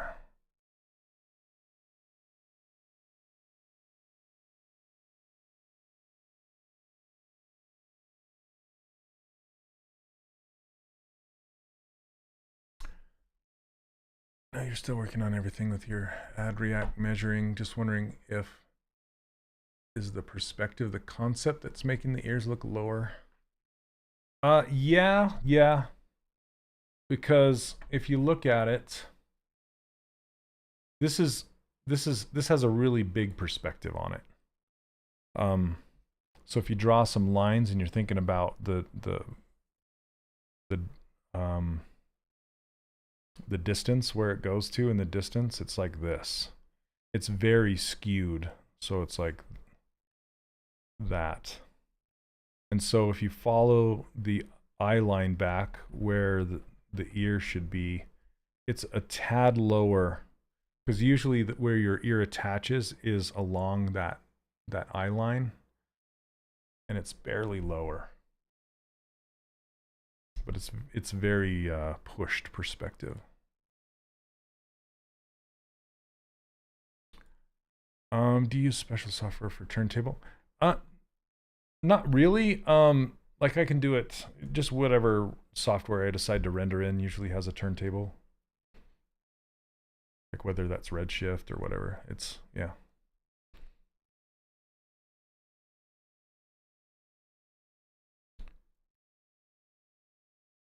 Okay. Thanks for the comment, Neil, by the way.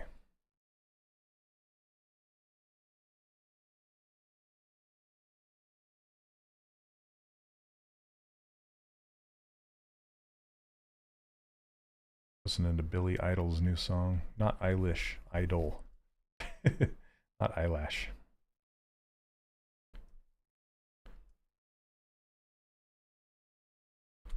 Okay. It's pretty good. What's it called? Bitter Taste.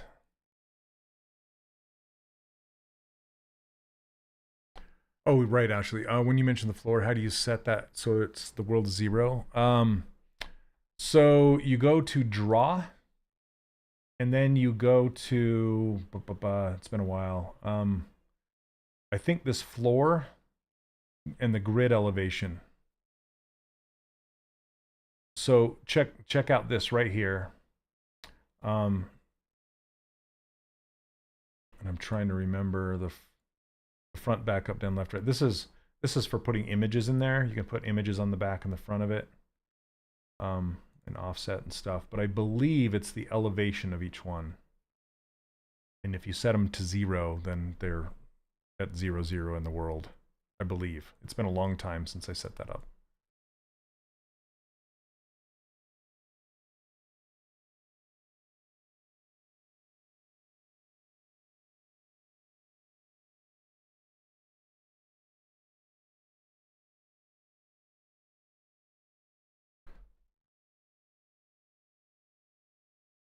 What do you know to invoke perspective or realize there's dramatic perspective going on? Matching pictures. Yeah, it's kind of it's experience for sure. Just looking at it, knowing how much perspective is on the thing. It's just how skewed it looks, basically. And then I usually will work in orthographic because of the way ZBrush works. Because as soon as you turn on perspective, you kind of, if you want to use the knife brush or anything like that, it will actually cut on a perspective angle. It won't cut straight. So I will just select, whoops, I got AccuCurve on. I will just check perspective often.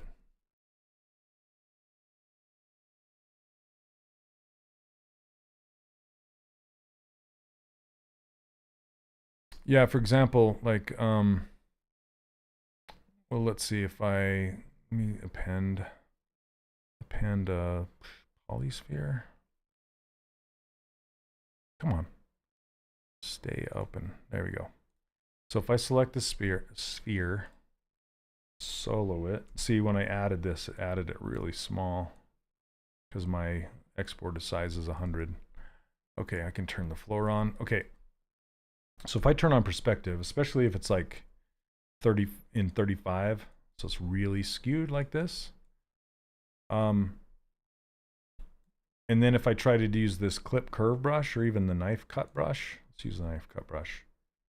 And I do it like this. Oh, it has subdivisions. Hold on a second. Let me delete the subdivisions. There we go. So if I chop it, oh, mirroring wasn't on. That's slicing it all the way through. Let me use the clip. Okay, clip curve. Because the knife is just cutting through both sides. There we go. Okay, so now if I turn perspective off and we look at it from the front, see that? See how it's not straight across? It kind of has a point right here. It's because we shot down the perspective line when we cut it. So if I do it again from the side without perspective turned on, just do a clip, it's flat from the front. It's super flat. And that works with like move.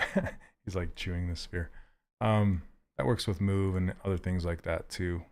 So it's just better to work in orthographic and just check perspective occasionally. His neck is messed up now. How do you mask selected polygroups? How do I mask selected polygroups? Like this right here? Okay, so like this has several polygroups. Just show your gizmo, hold down Control, and just tap on one of your objects like this. and it will unmask just that piece.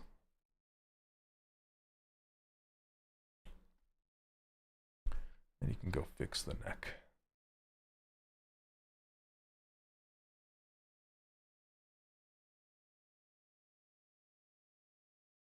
Okay. Let's finish these teeth, shall we? Is that what you were asking, Chloe? Hey,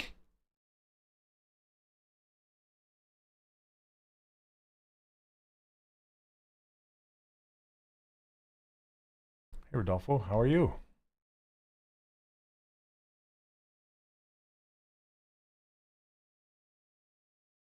That's exactly it. Oh, cool. All right, so I'm going to use this clip curve to just like clip this tooth short. Like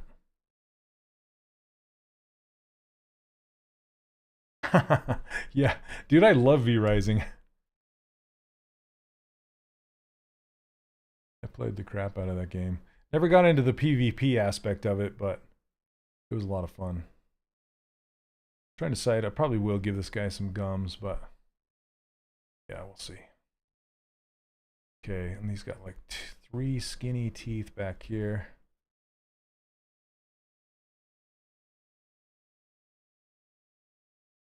Knew I was playing it. Yeah, it was fun. I'm not playing anymore. I'm actually, it's funny, I'll skip around, but I'm actually playing Terraria, this old, like 12-year-old game. But it's, because I play with, it's almost like geek game poker night. I play with a couple friends of mine every Wednesday night, and we just try and find games that all 3/4 of us can play together. And we never did play Terraria, so yeah, I thought that we'd give that one a go. My kids love it. It's like Minecraft, but 2D, kind of. Very robust. I can't believe some of the items in that game are just hilarious. Yeah, the front, I guess, yeah, they kind of are coffin shaped, aren't they? Yeah. I gotta give him these, see this like dark red lip right there? Hi, I'm from France. Do you think that quick sculpting, simple concepts like this are a good way to improve your skills? Absolutely. I'm struggling a bit with stylized style like this one. Yeah, so my suggestion would be to just practice doing blockouts and don't take them any further than the blockout. And just do as many of them as you can. I actually have a challenge going on in my course right now, specifically where we're blocking out Halloween characters like Frankenstein and the Bride of Frankenstein. Well, Frankenstein's monster, I guess, is the technical name. Like Freddy Krueger and stuff like that. And it's just blockout. Because the blockout is so important. You need to get it right. It's kind of like a cake. If you don't get the cake right, there's no amount of frosting that's going to fix a nasty cake, right? So you really want to get the cake right first.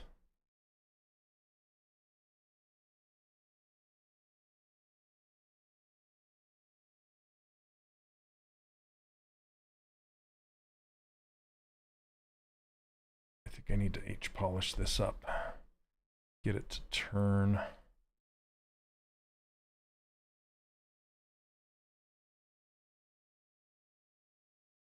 H-polish is one of my favorite brushes, I think,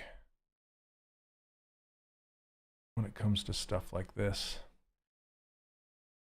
And it also kind of works on camera angle. So if you kind of want to turn your camera to push down into the surface. That's a good blues name, totally. Hey Nashville, we are Nasty Cake.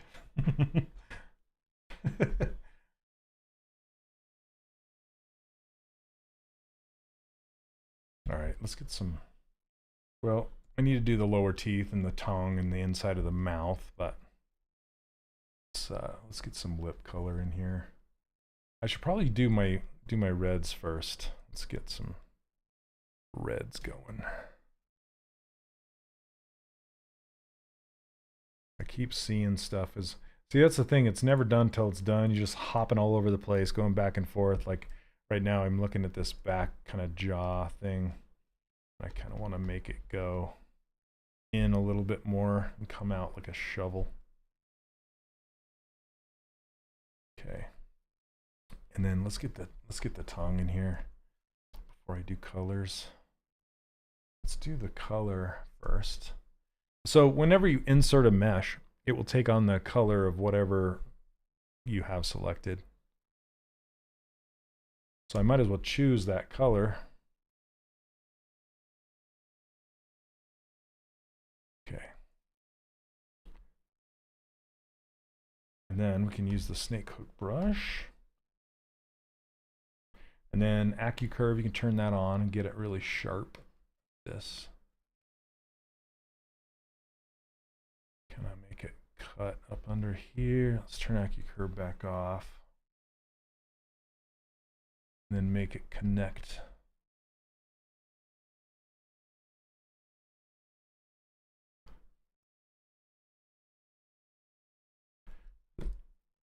And then we can kind of make a throat. For some reason, the snake hook brush has RGB turned on by default.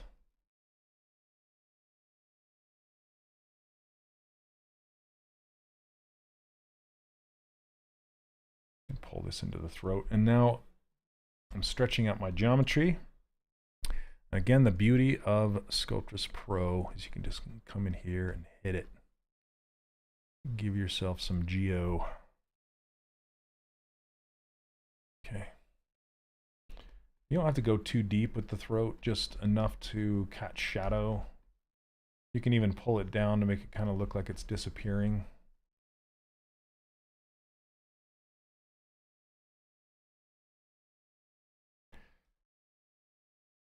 I'm sure I was pulling on this one as well. So, yep, see that? We got double throat, which is fine. Because I'm thinking about his, you know, how his throat goes, or his esophagus goes down his neck. You kind of want to align that. You're not just putting in parts, you're actually thinking about how does this function, you know? But the way this is drawn, it wouldn't really function if he closed his mouth, because your jaw hinge is like here. And so if the jaw hinged closed, his bottom teeth would be sitting in front of his face. So, you know, we're taking liberties with this guy, right? But most of the time, I think about how that stuff works. I think about where the jawbone is and how it's going to function when it closes. It's not just adding objects. I think that's the biggest mistake of most new sculptors, is they just add objects to add objects and not really think about the functionality of it, you know? I see it over and over and over again.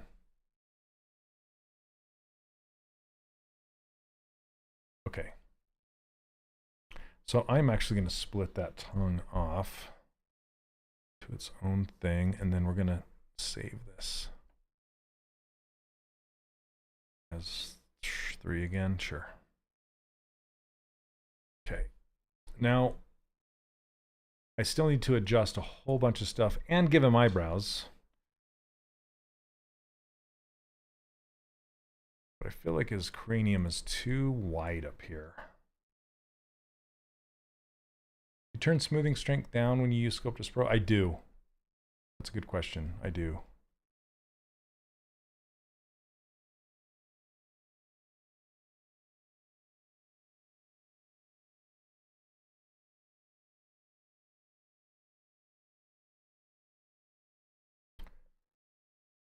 Okay, let's see. There's something off about.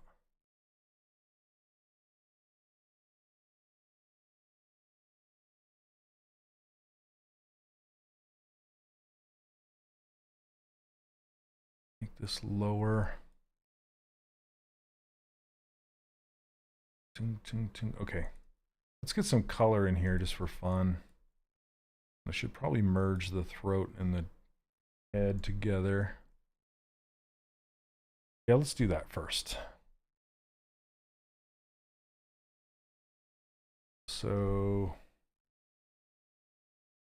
yep, okay. So I'm going to stitch these together, these two objects. And basically you want to turn symmetry off, center your gizmo, reset it, turn symmetry back on, even though it's going to get turned off again. Remesh by union, accept, turn symmetry back on, and now we have stitched head. But remember what happened last time. That's made it have issues. So I'm going to be very careful. That's too dense. There we go.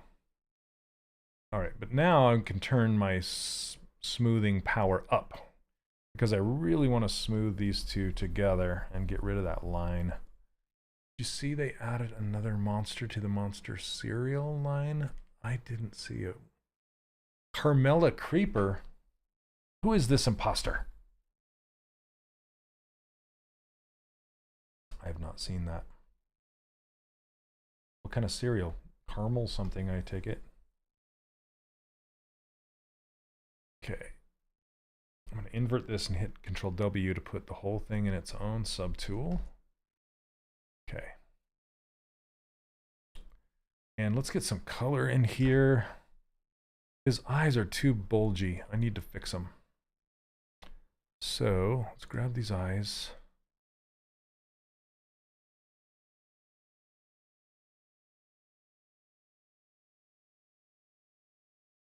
Shrink them down. Let's see. I think I'm actually going to scale them up and stick them in his head further.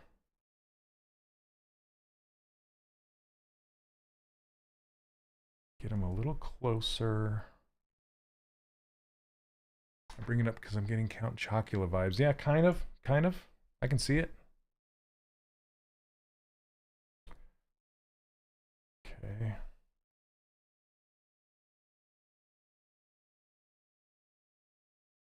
Okay, let's do some... You know, I kind of like he's got these double lower eyelids, so I want to duplicate this one and make a second one.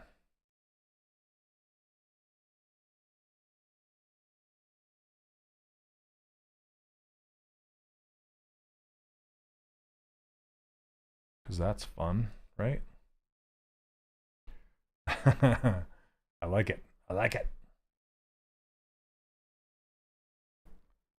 Okay, now with this, still feel like I need to bring his jaw down a little bit more. That just looks silly. Okay, maybe just in to get that angle, not necessarily down.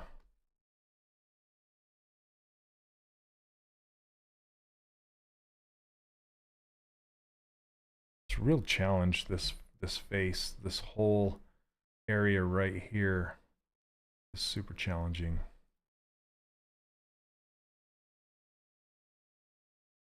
And Neil, I am going to lower that ear and kind of squeeze it in this direction. Lower it a little bit. Maybe sink it more. Then adjust the head so it's not sticking through his ear. Okay. Feels a little better. Okay, let's adjust his upper eyelids. There's too much of a gap there now. There we go. And I need to give him eyelashes and everything, but I typically don't do that until I'm satisfied with the eye shape. Like I want his eye more round. Like this is almost perfectly spherical, right?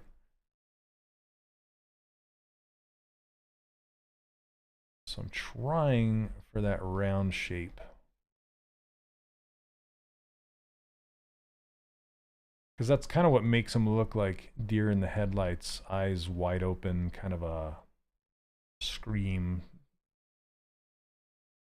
Okay, let's get some eyebrows on him. That always helps a lot. Eyebrows help. You know, eyebrows. Okay. Those are interesting eyebrow shapes. So we can turn Sculptris Pro off for a second. Oh, it looks like we're over time a little bit. That's okay.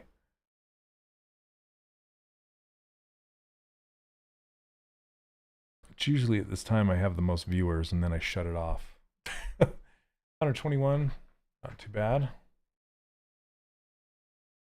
If you guys didn't know, you can, just a quick pitch, you can download my brushes for free over at my website, 3dcharacterworkshop.com. Been giving those things away for years and years. You'll see other streamers on here using them, which makes me super happy. Makes bubbles. Okay. I think I'll just stick with that. Pink eyebrows.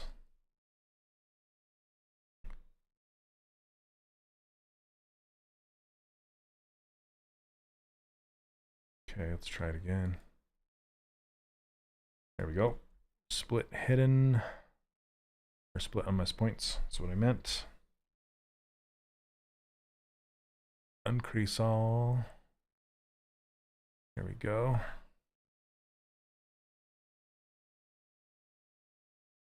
I was trying to think about this little thing sticking up right there. There's a couple ways I can do it. What I think I'm going to do is I'm just going to use my Z modeler brush, insert an edge down the center, and use Q mesh and just push it down like that. And that'll give me that little extra hitch. Turn on subdivide and kind of close this gap in a little bit. Okay, that works. He's like, okay, let's get some color on him and then I'll call it. All right, here we go. Let's grab this kind of a darkish purple. I need to spend more time. I'm not too happy with his eye placement. I want to kind of push him back. If you're looking at him from the top, I want to push his eyes back a little bit and make him a little smaller. And yeah, anyway, I'll do that later. For now, let's just get some ambient occlusion going.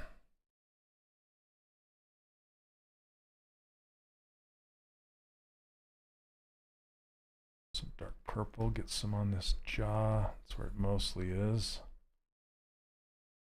Let's even go darker underneath this jaw here, up by his neck.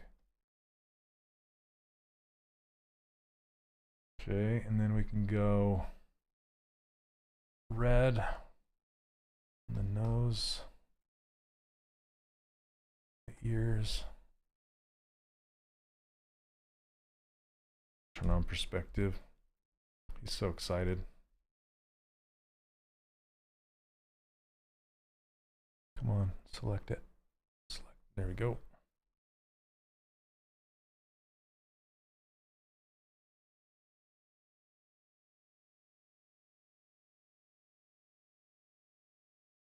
Purple.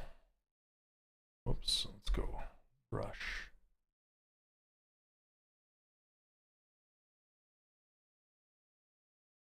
Guess I could use a hard edge brush on this purple so it has a sharper line coming down. There's a lot I need to update on this. He's not there. He's still in the valley of the suck. I need to do all these wrinkles and blah, blah, blah. Yeah, it's got a lot to do, but I just wanted to get some color in there. Before we go.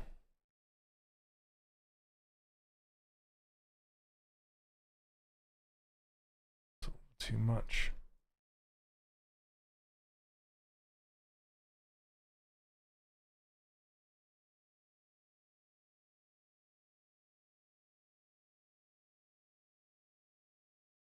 Oh, jeez.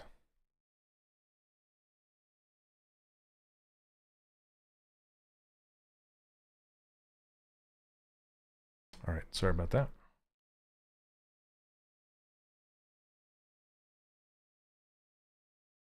Did that go away on YouTube? Did that work?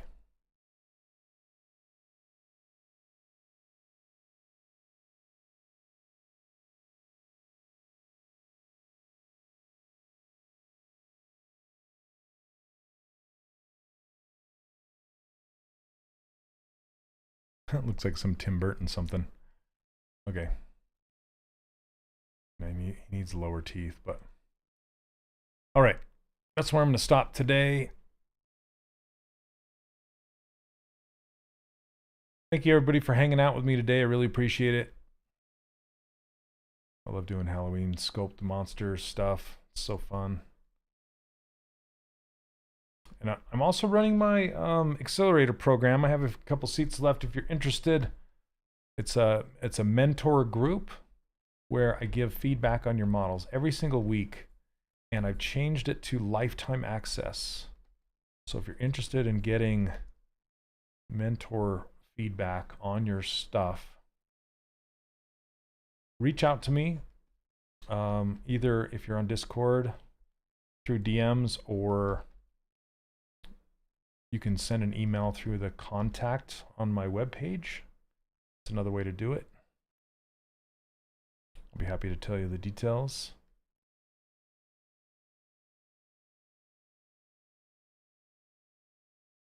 Thanks, Brad. Brad's one of my accelerator students. There's actually a couple in here.